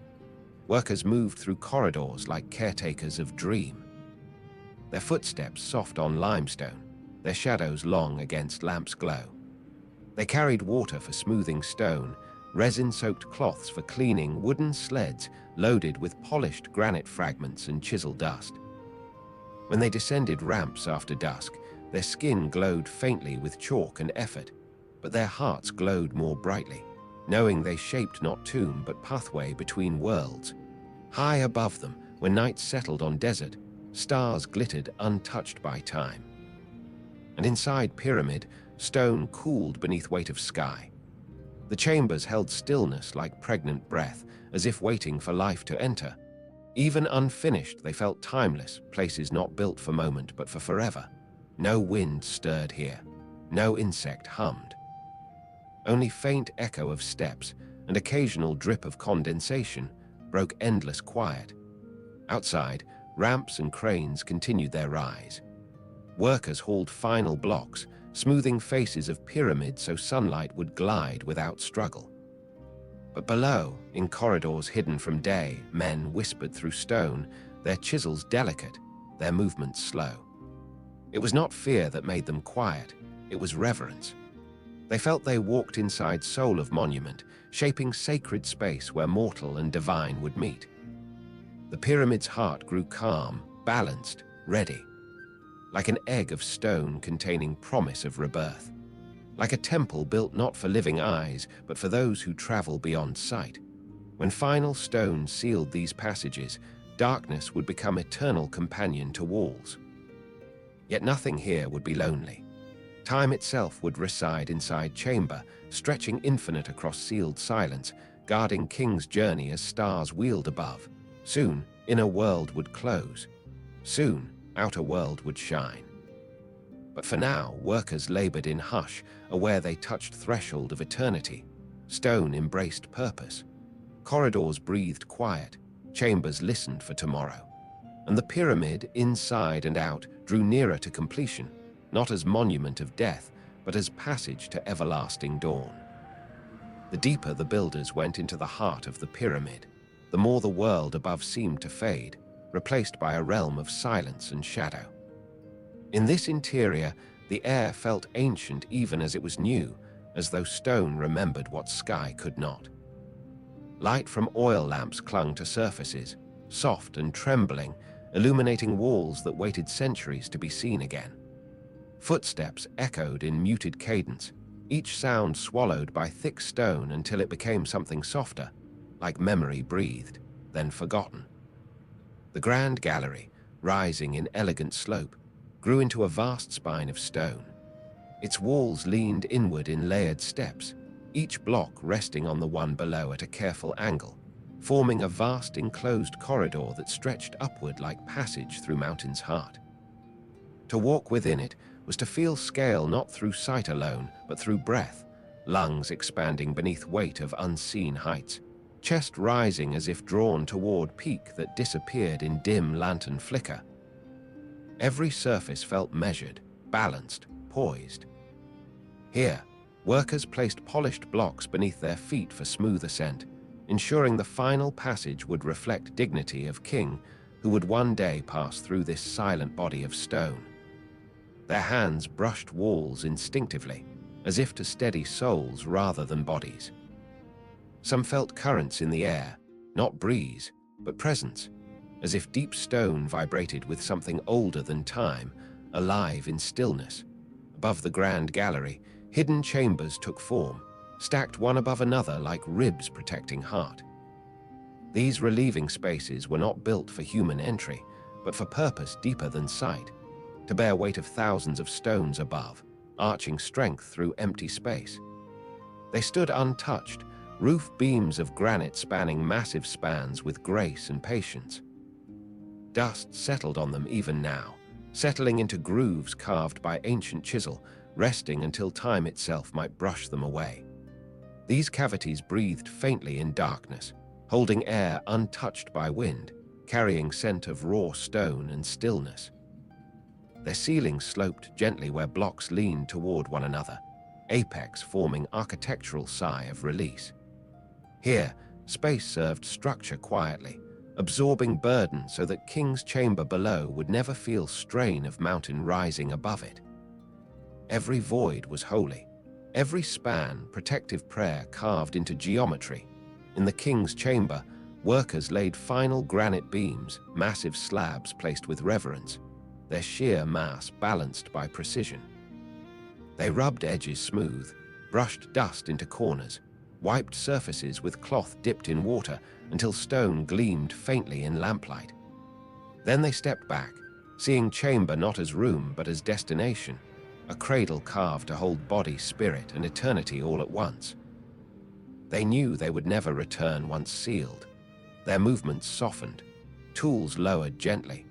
For inside this chamber rested more than stone, it held destiny, it held passage from breath to forever. Workers placed final fittings, granite threshold, polished floor slabs, joints sealed tight so sound would never find entry. They left amulets tucked between cracks, not as decoration but as guardians. They whispered blessings beneath breath, though no one spoke aloud.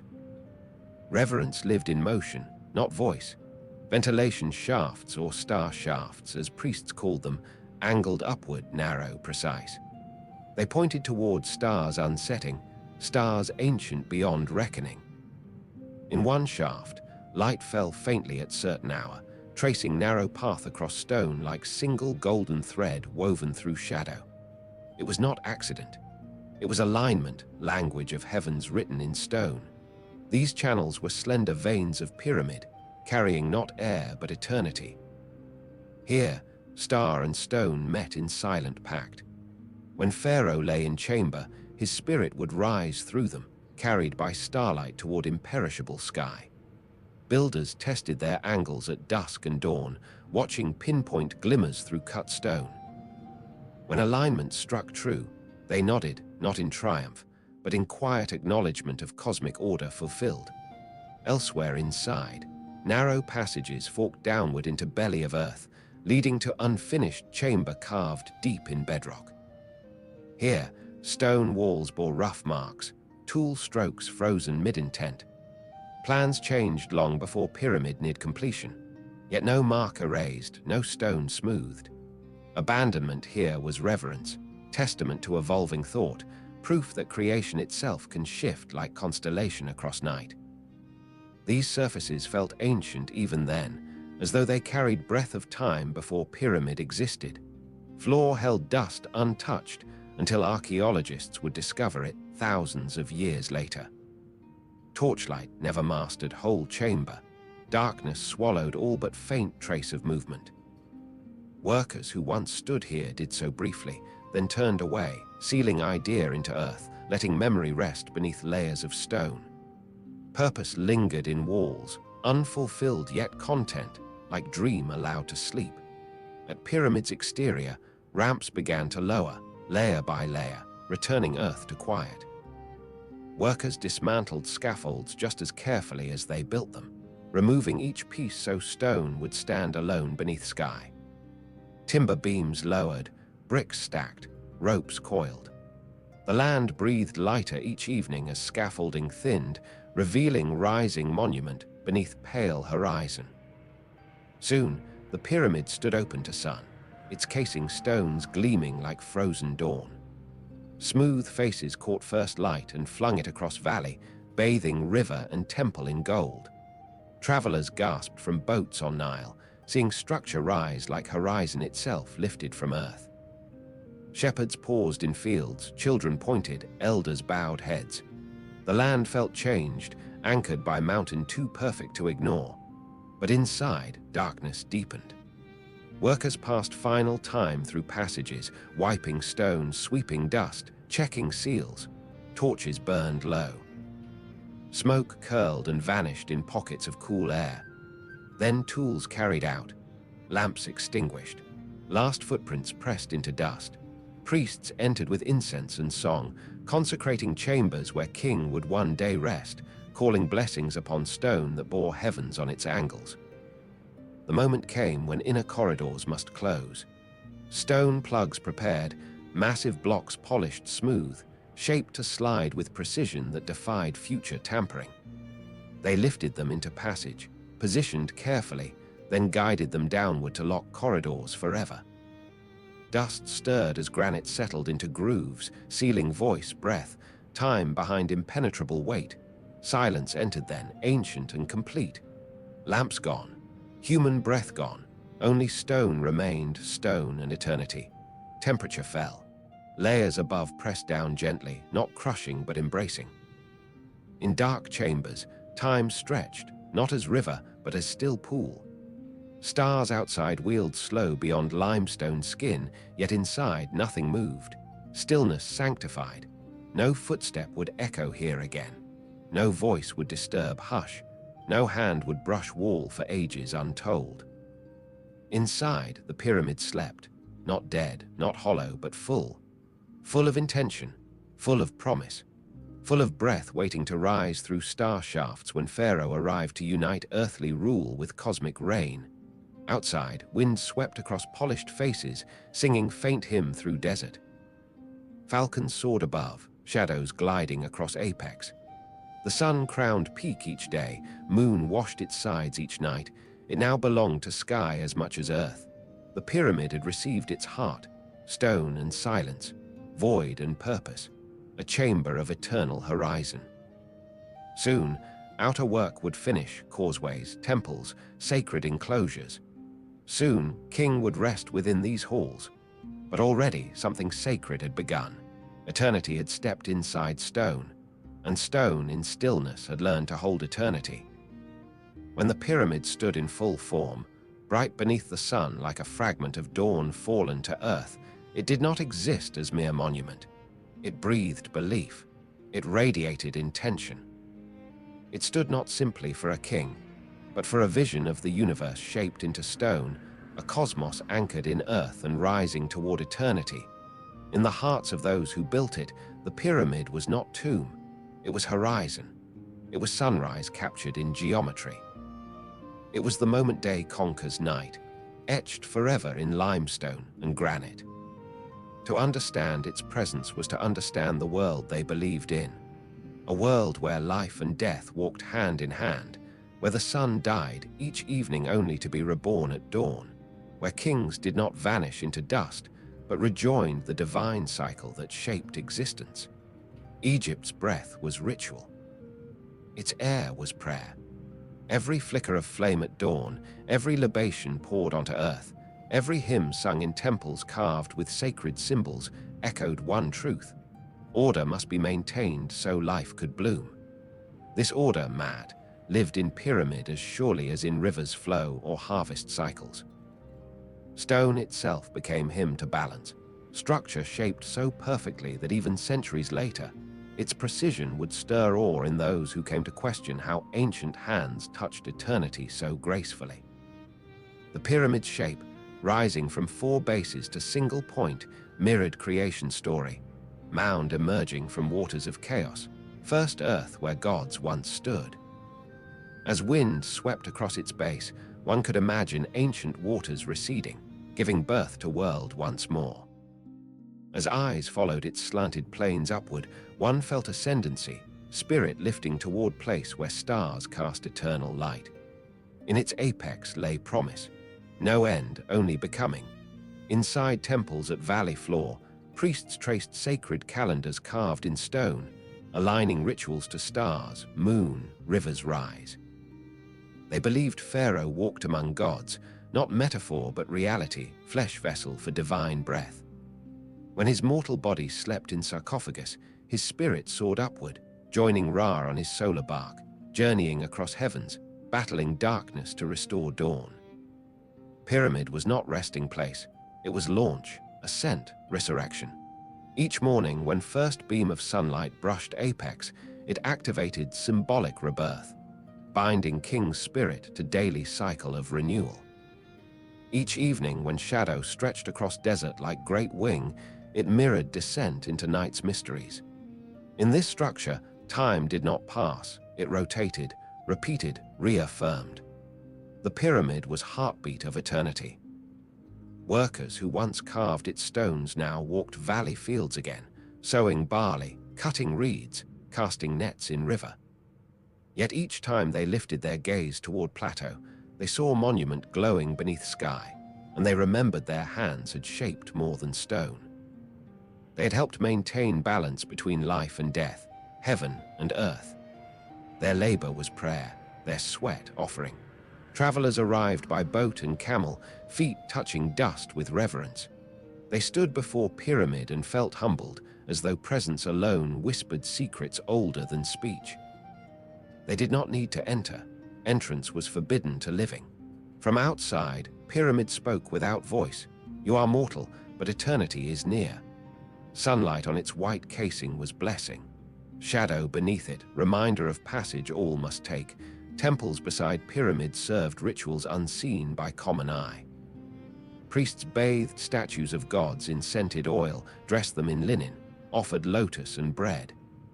They recited texts that echoed across generations, words calling for harmony, balance, rebirth. In these prayers, pyramids stood as ultimate proof of devotion, evidence that humans believed cosmos listened, responded, and welcomed their gifts of labor. At dawn, incense curled like serpent of smoke, rising to apex as though returning to heavens from which belief was born. At dusk, lamps burned in niches, tiny stars near monument's base reflecting celestial canopy above. The king, though no longer living in flesh, lived in ritual. His name spoken, his memory carved in stone, his essence woven into cosmic choir. Even common people did not fear death here. They saw it as journey across water, through reed field, into land where souls walked beneath eternal sunlight. They prepared small shrines, readied amulets, trusted scribes to inscribe spells ensuring safe passage. Their hope was reflection of their king's destiny. If Pharaoh could rise, so could they. Pyramid was promise, not privilege. Every aspect of daily life held meaning tied to structure. Wheat harvested in cycles mirrored rebirth. Calendar measured by star Sirius reflected sky's connection to afterlife. Festivals of valley honored gods who guided Pharaoh. When boats sailed carrying offerings, they mimicked journey of sun god across heavens. When torches burned at night, they symbolized starlight guiding spirits. pyramid, towering above all, served as compass for souls, axis between realms, anchor of belief. As years passed, sand shifted, winds sang their ancient hymn, desert breathed patient. Yet pyramid did not age. It stood unchanged, as if time respected it too deeply to erode its face. Day by day, it reminded land of eternal law, that nothing dies if memory holds it, that stone can hold prayer, that sky listens. Even travelers from distant lands, unfamiliar with gods of Nile, felt awe beneath its shadow. They sensed something divine, even when unable to name it. They left offerings of shells, beads, alabaster fragments, as though seeking favor from gods whose eyes watched from above. This monument was not local, it was cosmic, answering need in human heart to reach beyond flesh. Some nights, when air cooled and silence deepened across desert floor, one might imagine faint hum from chambers deep within. Not sound, but vibration, echo of breath contained within stone, energy of spirit poised in eternal rest. Stars overhead sparkled cold and clear, their fire refracted faintly on pyramid's smooth face. In this stillness, monument felt alive, not breathing in earthly sense, but aware, attuned, waiting. It knew its purpose. It carried weight not only of stone, but of faith. It connected present to past, earth to stars, life to eternity. Those who shaped it had long since returned to dust, but their devotion remained in limestone blocks placed with hands steady as prayer beads. Their lives became part of cosmic order, just as they believed they would. And so pyramids stood, not merely as ancient artifact, but as living theology, geometry lifted into devotion, permanence transformed into promise. A temple of eternity disguised as mountain, hiding sacred truths behind simplicity of form. No inscription marred its sides, no boast carved upon its face. Silence served as proclamation. Form alone spoke God's language. In its presence, mortals remembered fragility of life and grandeur of spirit. They remembered that kings died, crops wilted, Nile fell and rose again, and yet cycle continued. They remembered that sun vanished each night, only to rise with certainty. Pyramid embodied this truth, that even in darkness, dawn waited. Ceremonies continued as decades passed. Priests offered bread and wine to spirit of Pharaoh, calling him by names linking him to Ra, Horus, Osiris. Statues received perfume, linen worship. Monuments aligned to solstice reflected golden beams through temple halls, marking sacred balance. Everything flowed with precision. Harmony endured. The people lived beneath its gaze, comforted by its permanence. When storms swept across desert, they looked to pyramid to gauge calm. When drought threatened land, they prayed at valley temples and saw monuments still shining, beacon of resilience. It anchored hope. In night's deepest hours, when stars crowned sky in unbroken brilliance, pyramid seemed less object than participant, part of heaven's architecture, placed upon earth to mirror constellations above. As stars wheeled slowly, it remained still, eternal witness. Even wind softened near it, as though carrying reverence in each grain of sand. And always, beneath its silent presence, hearts whispered same truth. Death is not end. Order holds the world. Light returns. This was the purpose carved into every stone. To remind humanity that life rests within eternity, not apart from it. That faith can take shape so mighty that even time bows to it, that nothing built with devotion ever truly fades. Soon, the final rites would come. Soon, the pharaoh would be carried inside, his soul ready to ascend.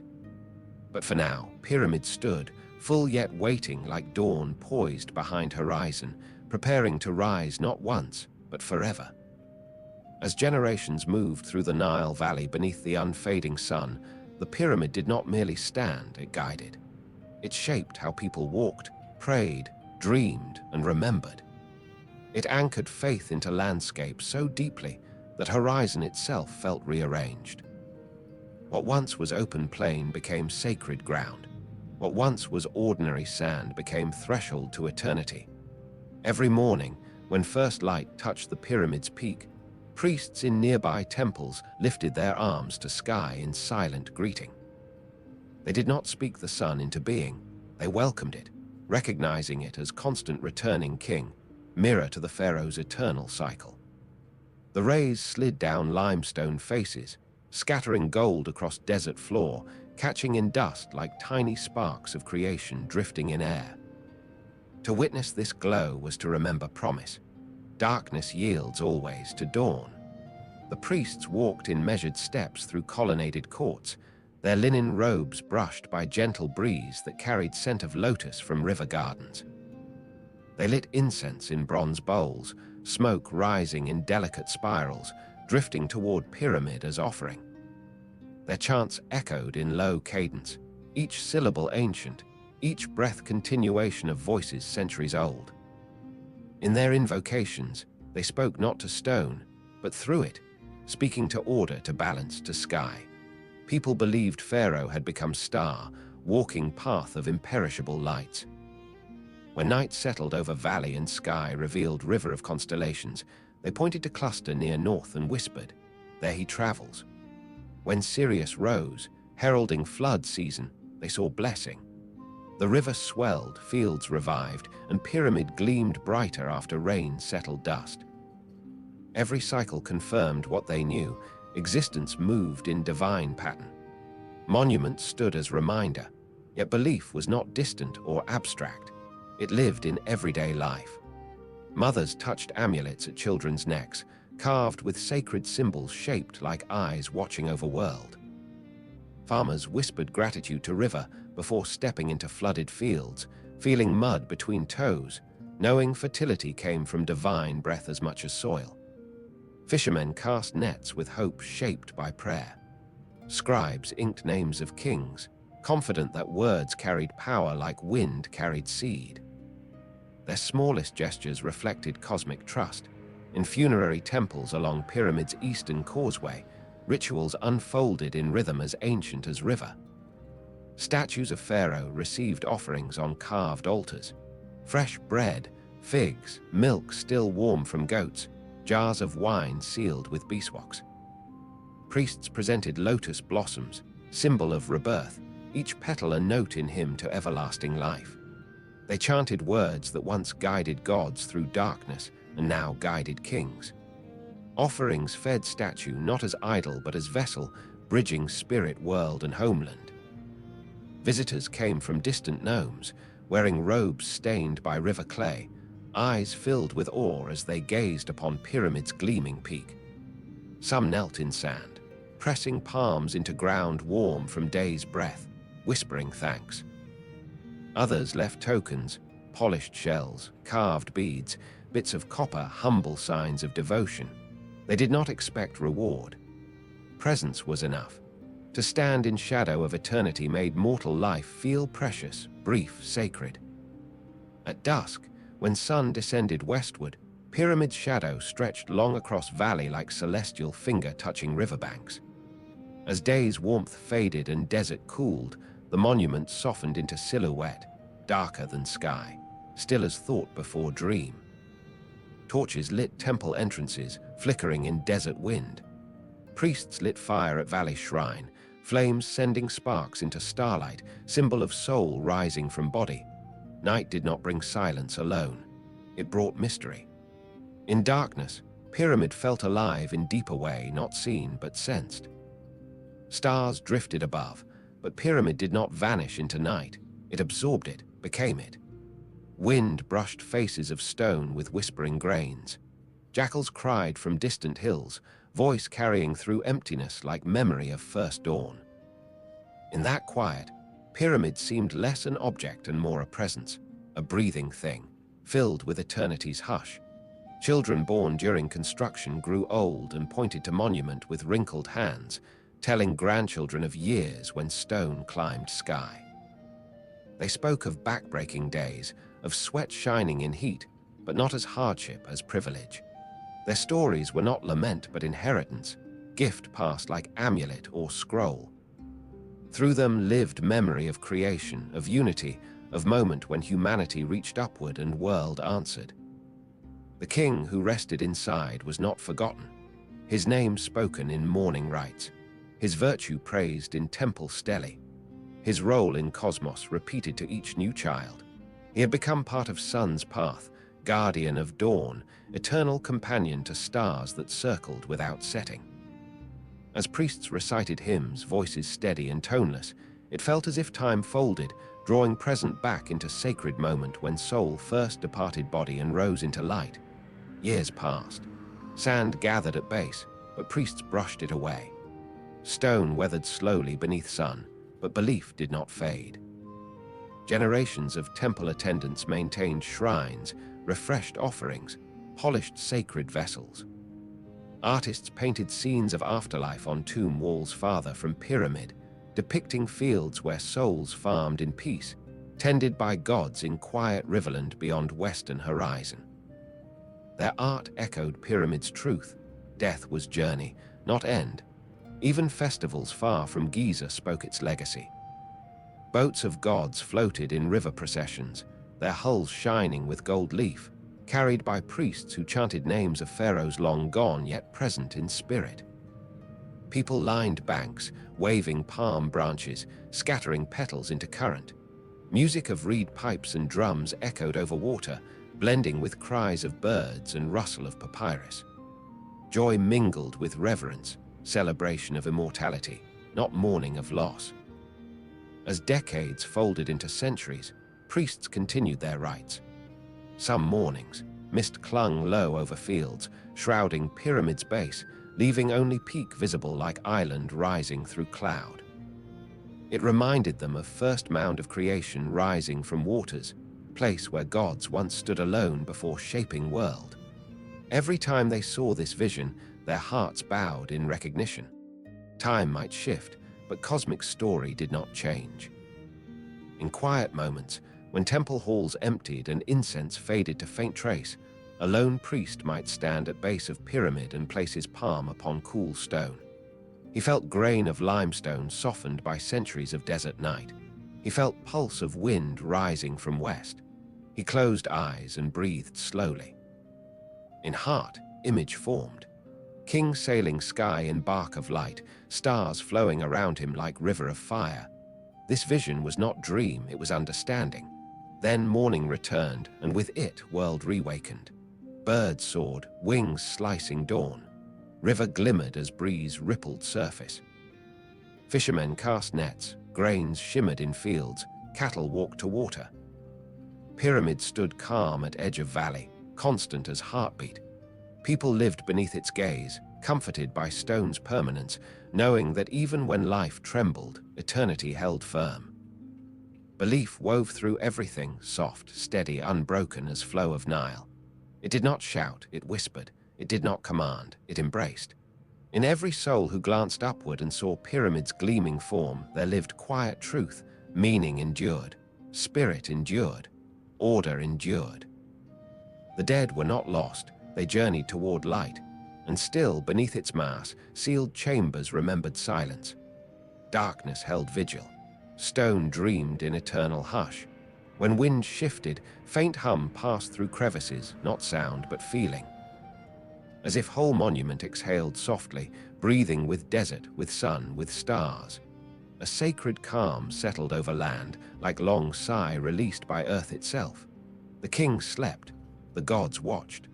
Time continued its gentle march beneath wings of eternity. Soon, centuries would turn. Dynasties rise and fall.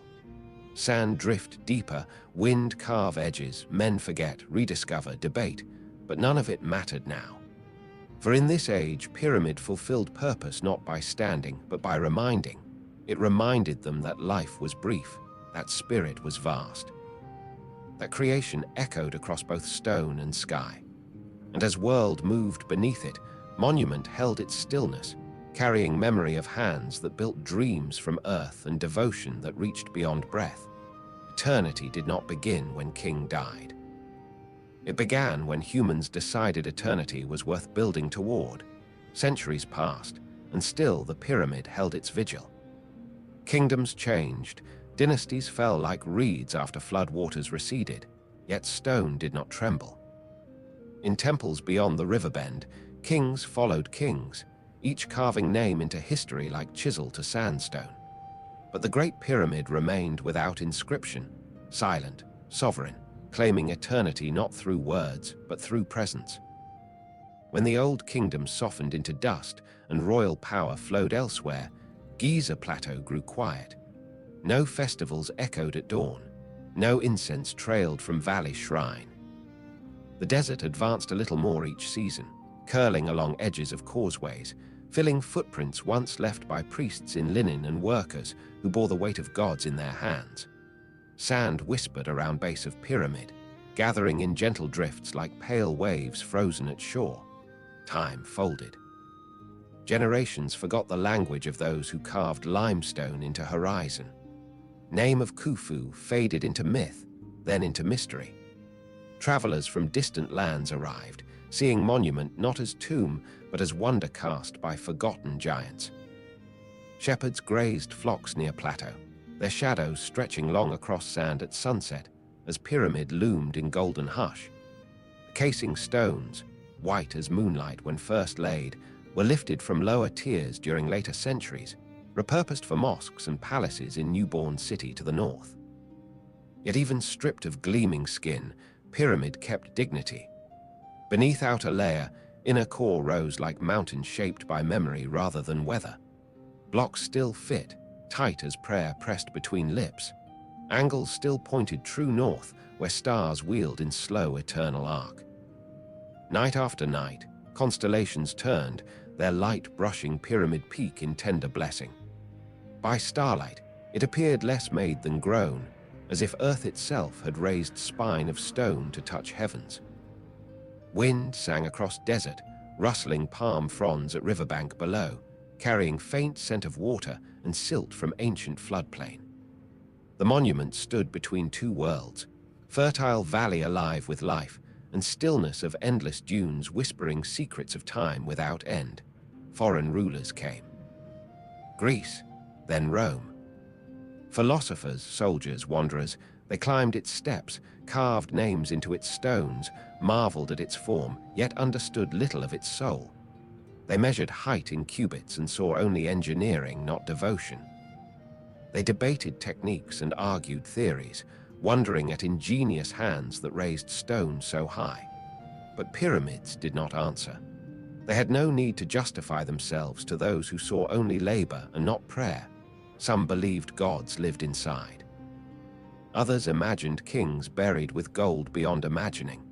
Yet chambers remained sealed, spirit untouchable. Desert guarded secrets as faithfully as stone did. Sand was veil, time was guardian, silence was shield. When storms swept across Sahara, grains danced like spirits freed from ancient ritual, swirling in gold-red haze. They kissed pyramid sides lightly, polishing edges, softening angles in places, but never claiming monument as they claimed hills and dunes. Pyramids were not shaped by wind, they shaped wind. Their presence bent world around them like star-bending night. As centuries stretched into millennia, faith itself shifted. New prayers rose, new temples built, new holy words spoken beneath same sky. Yet no new creed erased old truth carved into pyramid, that humanity has always sought eternity, always lifted eyes to heavens seeking meaning beyond breath. Stone did not claim one god or many. It claimed only eternity, and that remained unchanged. The medieval world saw pyramid as symbol of ancient mystery. Travelers chronicled wonders of desert, describing structure as beacon of forgotten age. Some believed sorcerers built it. Others attributed it to prophets. All felt awe beneath its gaze. And though sand crept closer and time weathered faces, structure endured, unbroken by war, untouched by chaos. It became witness, not participant in history's storms. Then came scholars of later centuries, explorers, linguists, dreamers who yearned to read silent walls. They traced hieroglyphs across temples of Luxor and Saqqara, deciphering lost script. They sought key to understanding buried beneath names and symbols. When Rosetta Stone revealed voice of ancient tongue, pyramid did not grow louder, yet world grew quieter in its presence. People began not to invent meaning, but to listen. Archaeologists brushed sand from forgotten roads leading from river to plateau. They uncovered worker villages, bakeries, tombs of overseers, tools left in places where hands once shaped eternity.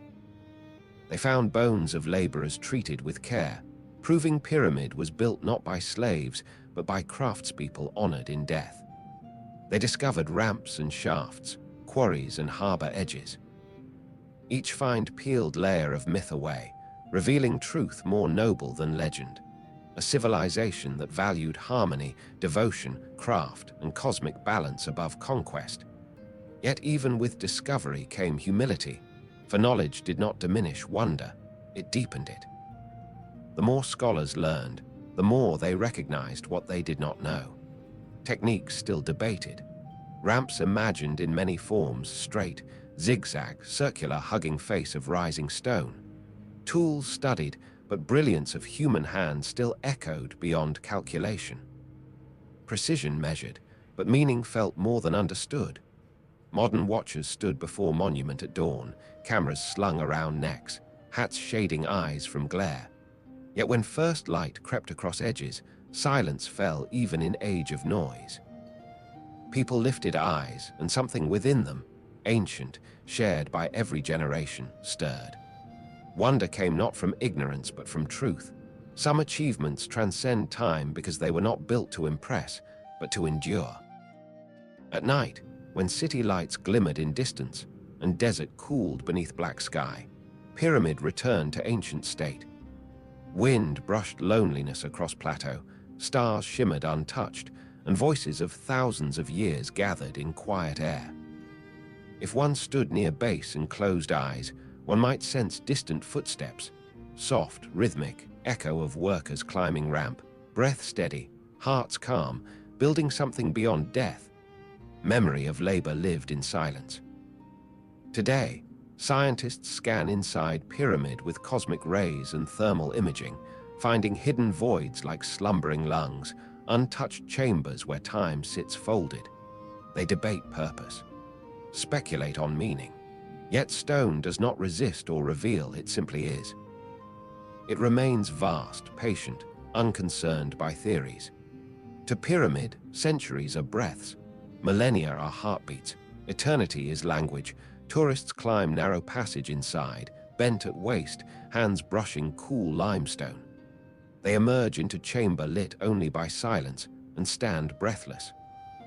Some touch walls gently, others hold breath as though fearing to disturb ancient air. None walk away unchanged. Monument does not impose awe, it awakens it, and outside, desert continues its slow whisper. Palm trees bend in river wind, fishermen cast nets into Nile, children play in sand and gaze upon distant shape rising like mountain of gods. Life flows, water bends, wind sings, and pyramid remains, part of landscape as much as river, as sure as sunrise. To modern world, it is marvel of engineering. To past, it was ladder to heavens. To those who built it, it was devotion carved in stone, offering placed gently upon altar of eternity. And to future, it will be reminder that humanity once looked not downward into fleeting struggles, but upward into forever, and dared to build for it. In its shadow, time softens, noise fades, heart steadies, breath deepens. For standing before pyramid is not witnessing history, it is standing inside timelessness. Stone does not speak, yet truth echoes from every surface. Mortality is brief, but meaning endures. Soon Pharaoh would enter his eternal rest. Soon world would turn again. But pyramid, keeper of stars and silence, would remain eternal as faith, quiet as dawn before first light touches sky. Time gathered around the Great Pyramid like mist settling across water at dawn. Kingdoms that once bowed before pharaohs drifted into memory, their banners faded, their temples fallen to ruin. Sands reclaimed wide valleys, winds carried seeds of silence across abandoned causeways. Yet the pyramid remained, a steadfast sentinel in shifting world, neither boastful nor forgotten, simply present, as though existence itself rested around its edges, centuries folded one into another. Travelers from distant lands approached Plateau, their robes fluttering in desert wind, nostrils filled with scent of dust and heated limestone. They gazed up, eyes wide, hands shading brows from fierce sun. They marveled not only at height but at stillness, an enduring peace carved into desert, impervious to storm or conquest. Even when foreign empires claimed Nile as jewel in crown, Pyramid bowed to none. It did not resist, it simply endured. Islam rose across land, bringing new prayers to valley. Not far from Pyramid's shadow, minarets pierced sky, calling faithful to worship beneath sun and crescent moon. Builders removed casing stones for houses of prayer, but Pyramid itself remained untouched, its core too vast, too sacred, too inviolate to dismantle. Muezzins climbed slender towers, voices flowing over city and desert, yet when breath quieted, ancient monuments still watched, tranquil, unmoved. The Middle Ages passed, and pilgrims wrote of Pyramid as wonder made before world learned age. Some believed it granary of prophet. Others imagined tomb of magician king. Imaginations expanded across continents, sending whispers of stone giant into halls of scholars and courts of rulers. Even misinterpretation honored Pyramid, for myth is child of awe, and awe was currency it never ceased to command. Then came Renaissance, age of curiosity reborn. Scholars studied golden hieroglyphs etched on temple walls far from Giza, tracing curling birds and walking men with reed pens on parchment. They speculated on meaning, dreaming of key to unlock wisdom sleeping in desert. They measured Pyramid's shadow to calculate height, its angles to test geometry, its alignment to study sky. They knelt beside blocks and listened to wind pass through joints, whispering like memory in stone. Still, the structure did not reveal secrets. It offered presence instead, patient, unyielding, serene. With time, explorers crossed seas to reach its base. Ships from Europe docked on Nile Delta, caravans wound inland across dunes. Men in linen coats and wide hats sketched Pyramid by day and wrote by lantern light at night, pages filled with astonishment at monument that dwarfed ambition of modern kings. Some chipped stone, searching for treasure, but found only silence. Others theorized lost passages, hidden chambers, artifacts buried beneath each block, yet Pyramid gave nothing freely. Treasure-seeking hands left disappointed, seekers of understanding left humbled. Napoleon's soldiers camped near it, firing cannons in battle not far from ancient Plateau. Smoke drifted across sand as thunder echoed, yet when dust cleared, Pyramid stood unchanged, battle irrelevant to eternity. In campfires at night, soldiers told stories of ghost kings and sleeping gods. Some climbed slope, pressing palms to warm stone, murmuring admiration. Even men trained for conquest could not conquer awe. Archaeology dawned. Carefully, scholars brushed away centuries of dust, mapping each fissure and block. They uncovered harbor where boats once moored, workshops where stones shaped, bakeries where bread rose for thousands. They found bones with healed fractures, proof of care, not slavery. They found copper chisels dulled by limestone, wooden sledges preserved in dry desert air, ropes twisted from flax brittle yet strong in memory of tension once endured. Each discovery breathed life into silent labor of ancient hands. The 20th century arrived. Nations shifted, flags replaced, science surged. Yet Pyramid did not grow smaller in minds of New World. It grew vaster. Planes flew overhead, but none climbed higher than its symbolic height. Cars rumbled past valley, but none traveled further in imagination than its shadow. Cities rose around it, but none outlasted silence it held. Tourists trekked from distant lands. Their footsteps mingled with soft breeze that had long danced around stones. They snapped photographs, posed, marveled, whispered. Children sat on shoulders of fathers, pointing upward, eyes wide with wonder ancient as human breath.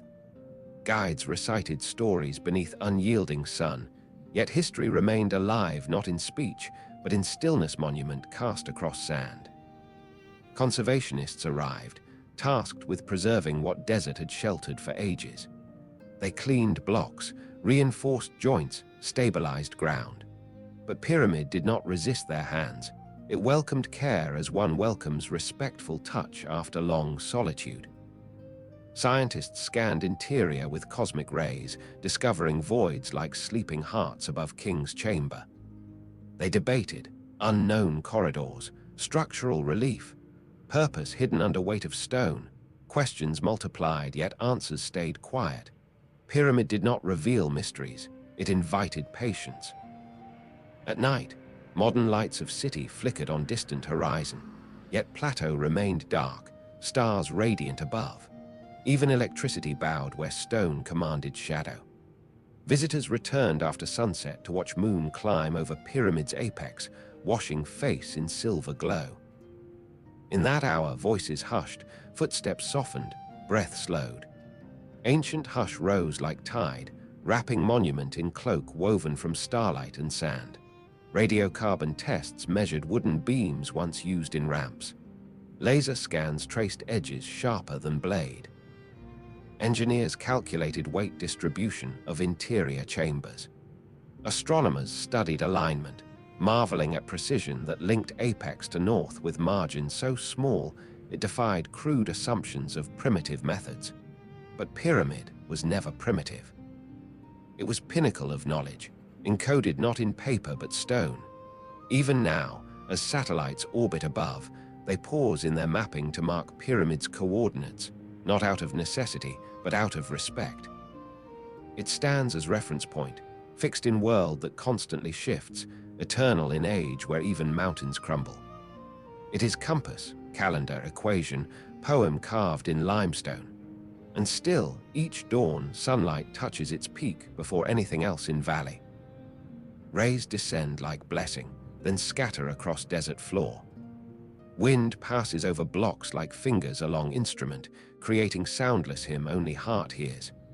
In that moment, Pyramid seems not to dominate land, but to join it, part of rhythm, pulse of world ancient and modern alike. Visitors leave offerings still, stones stacked in cairns, flowers left near base, notes folded beneath pebbles, wishes whispered into wind. They do not ask Pyramid to grant them, they simply leave presence, acknowledging presence.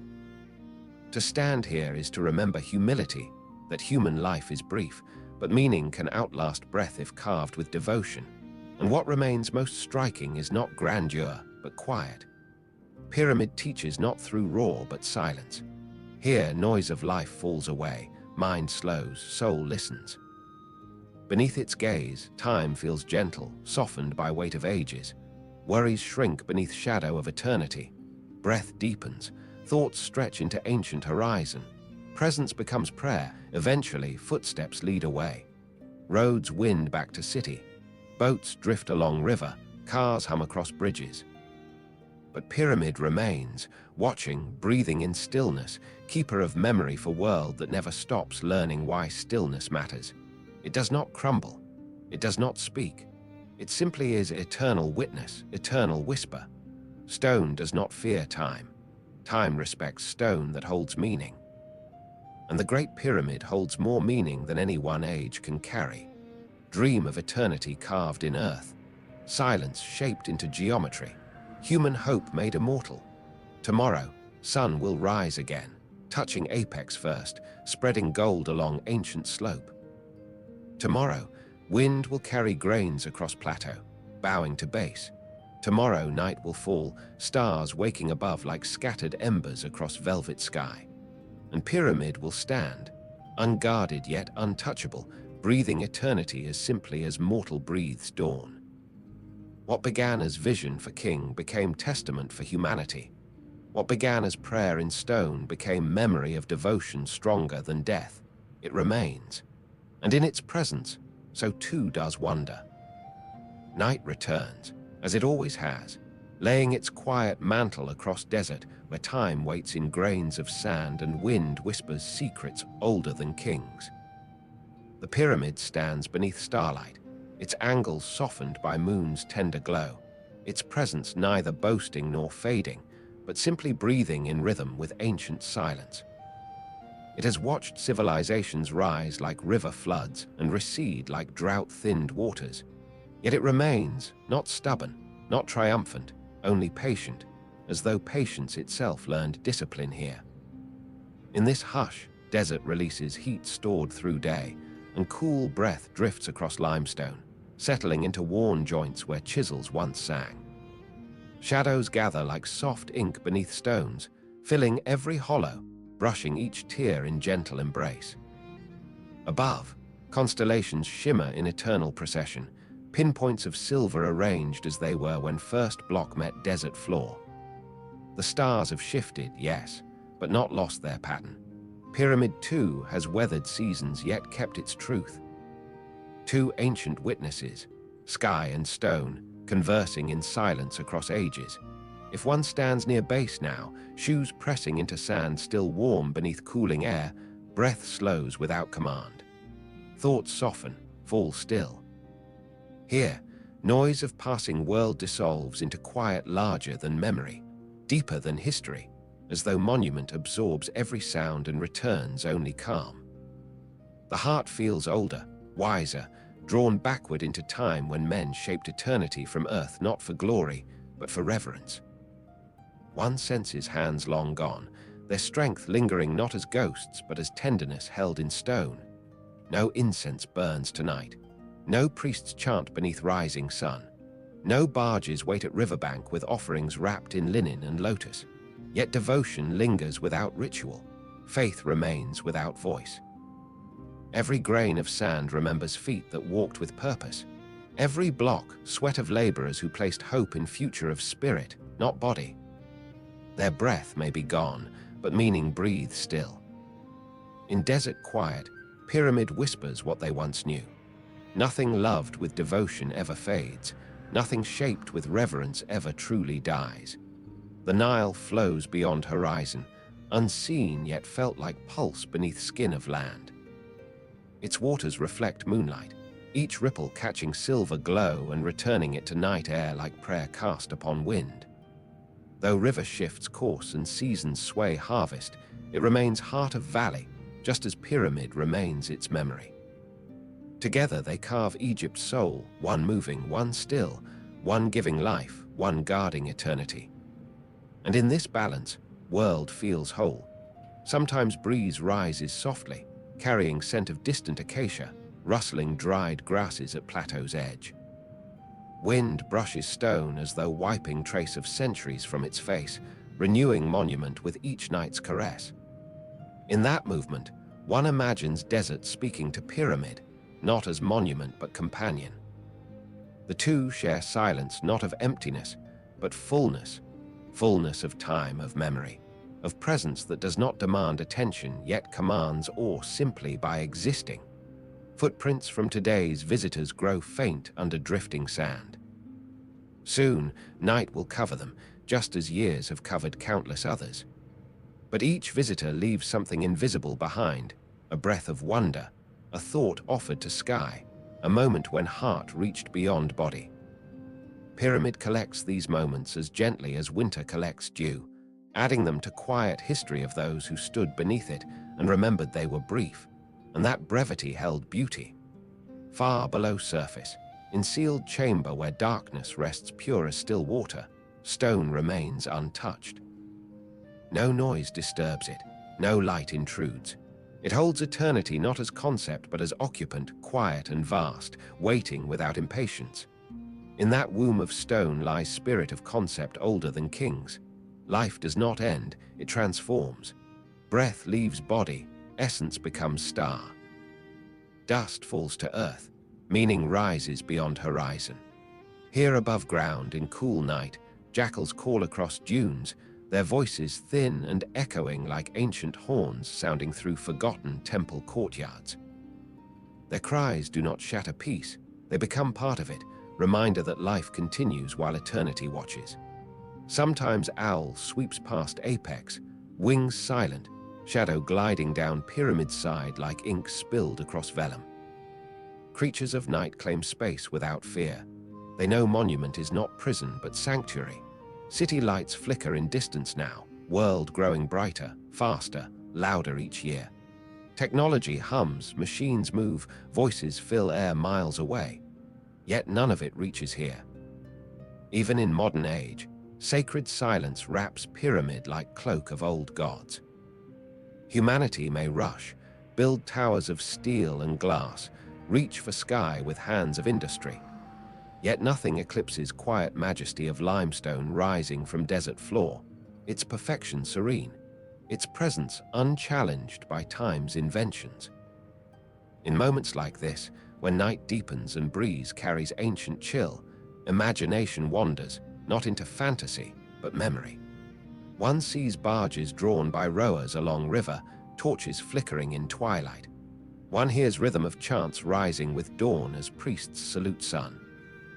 One feels vibration of sled dragging stone across ramp, muscles straining, hearts unified.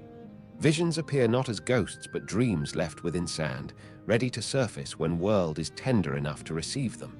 Those who built pyramid are gone from sight, yet nowhere lost. Their hands live in stone. Their breath lingers in dust. Their faith endures in geometry so profound it cannot be undone by passing centuries. They did not carve names on blocks, they carved eternity into order. They needed no monuments to themselves. They built monument to idea greater than any life. That existence continues, that order triumphs over chaos, that dawn will always return. And so pyramid stands, not lonely but fulfilled, not silent but speaking in language older than speech. It tells us patience is power, devotion is strength, purpose endures beyond death.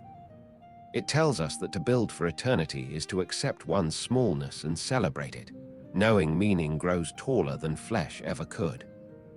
Soon, horizon will pale, and sky will soften from black to deep blue, then lavender, then gold. Sun will rise again, touching apex in first kiss of day, sliding warmth down cool stone. Desert will wake, wind will shift, birds will stir in palm groves near river's edge. Voices will return, footsteps approach, life resume.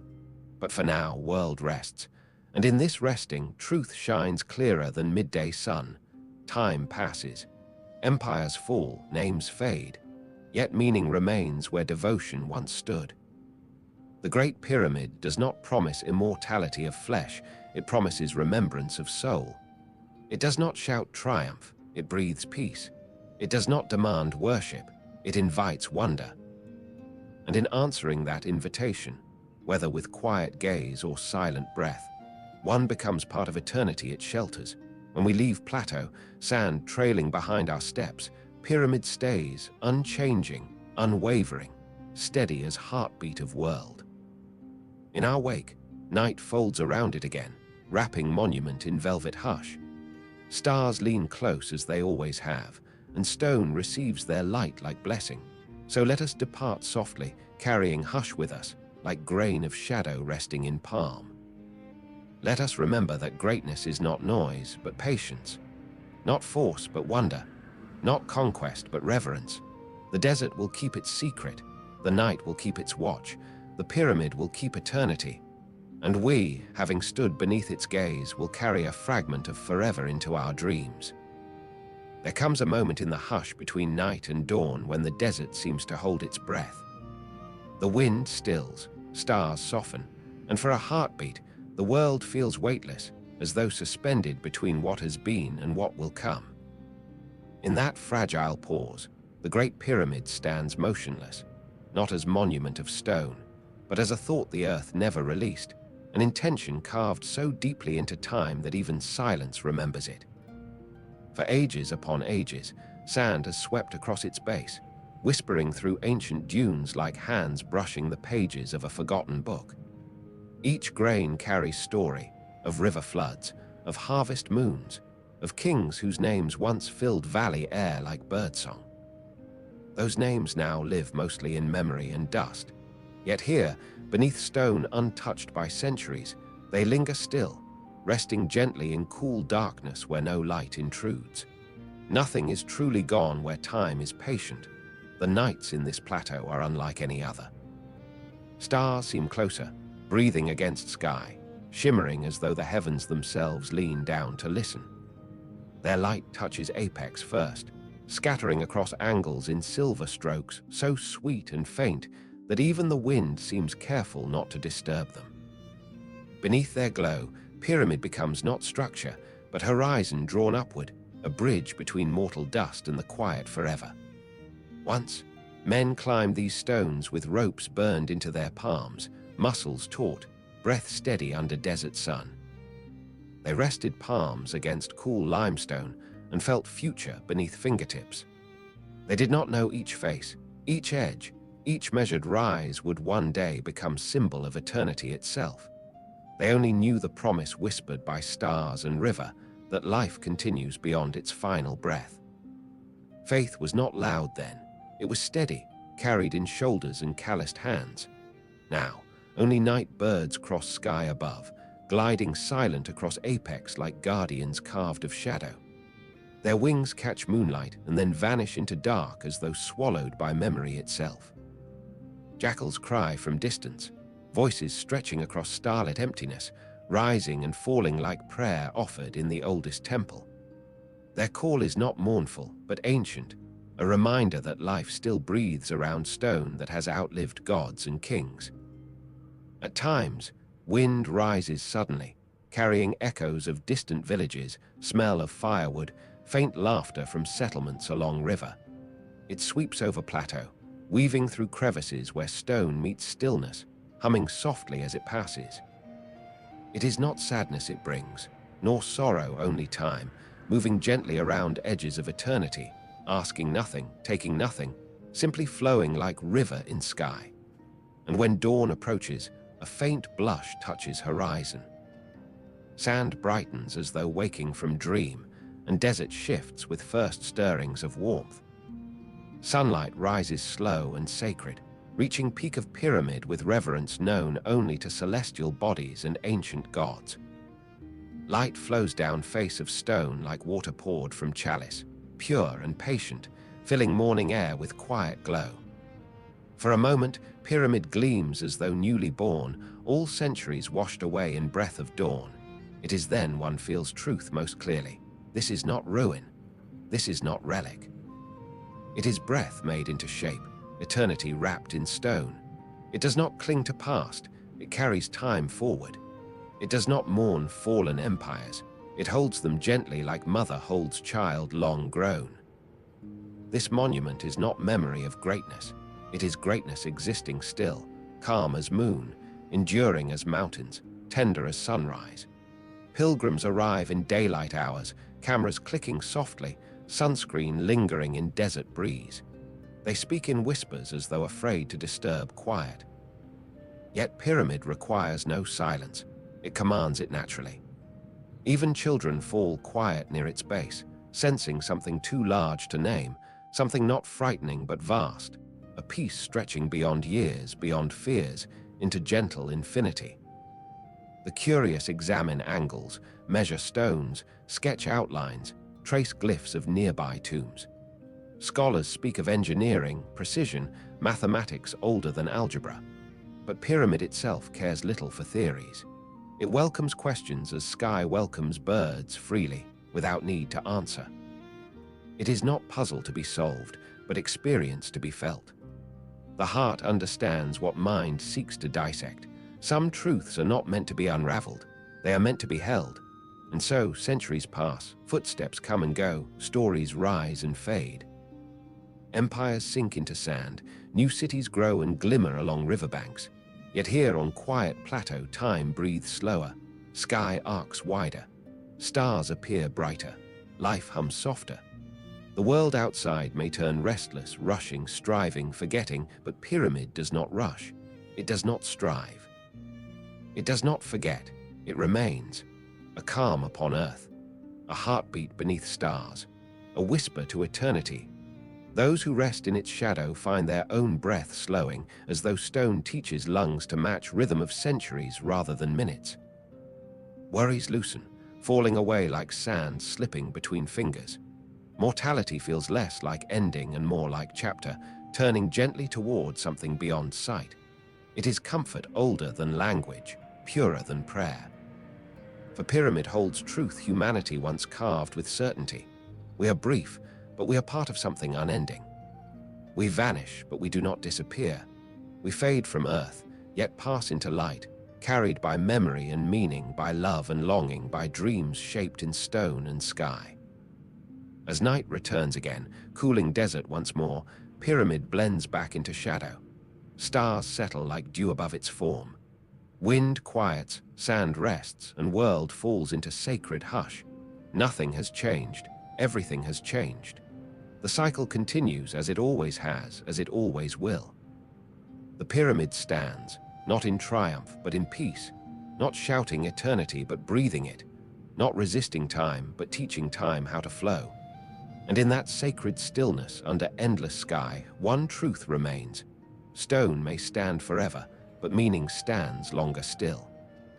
Here, where dawn and dusk meet their oldest companion, where wind hums lullaby to sleeping chambers, where stars bow gently before history carved in earth, we remember what we are, fleeting in body, endless in spirit, dust and dawn and dream. And the Great Pyramid watches, holds, and whispers back to time, soft as shifting sand, eternal as light returning every morning, that nothing built with devotion is ever lost, nothing sacred ever truly fades, and every soul, like every sunrise, finds its way home. Some civilizations reached upward not with wings, but with will and wonder stacked stone by stone. Where desert meets horizon, a monument rose like a sunrise, teaching the sky that humans too could climb toward eternity.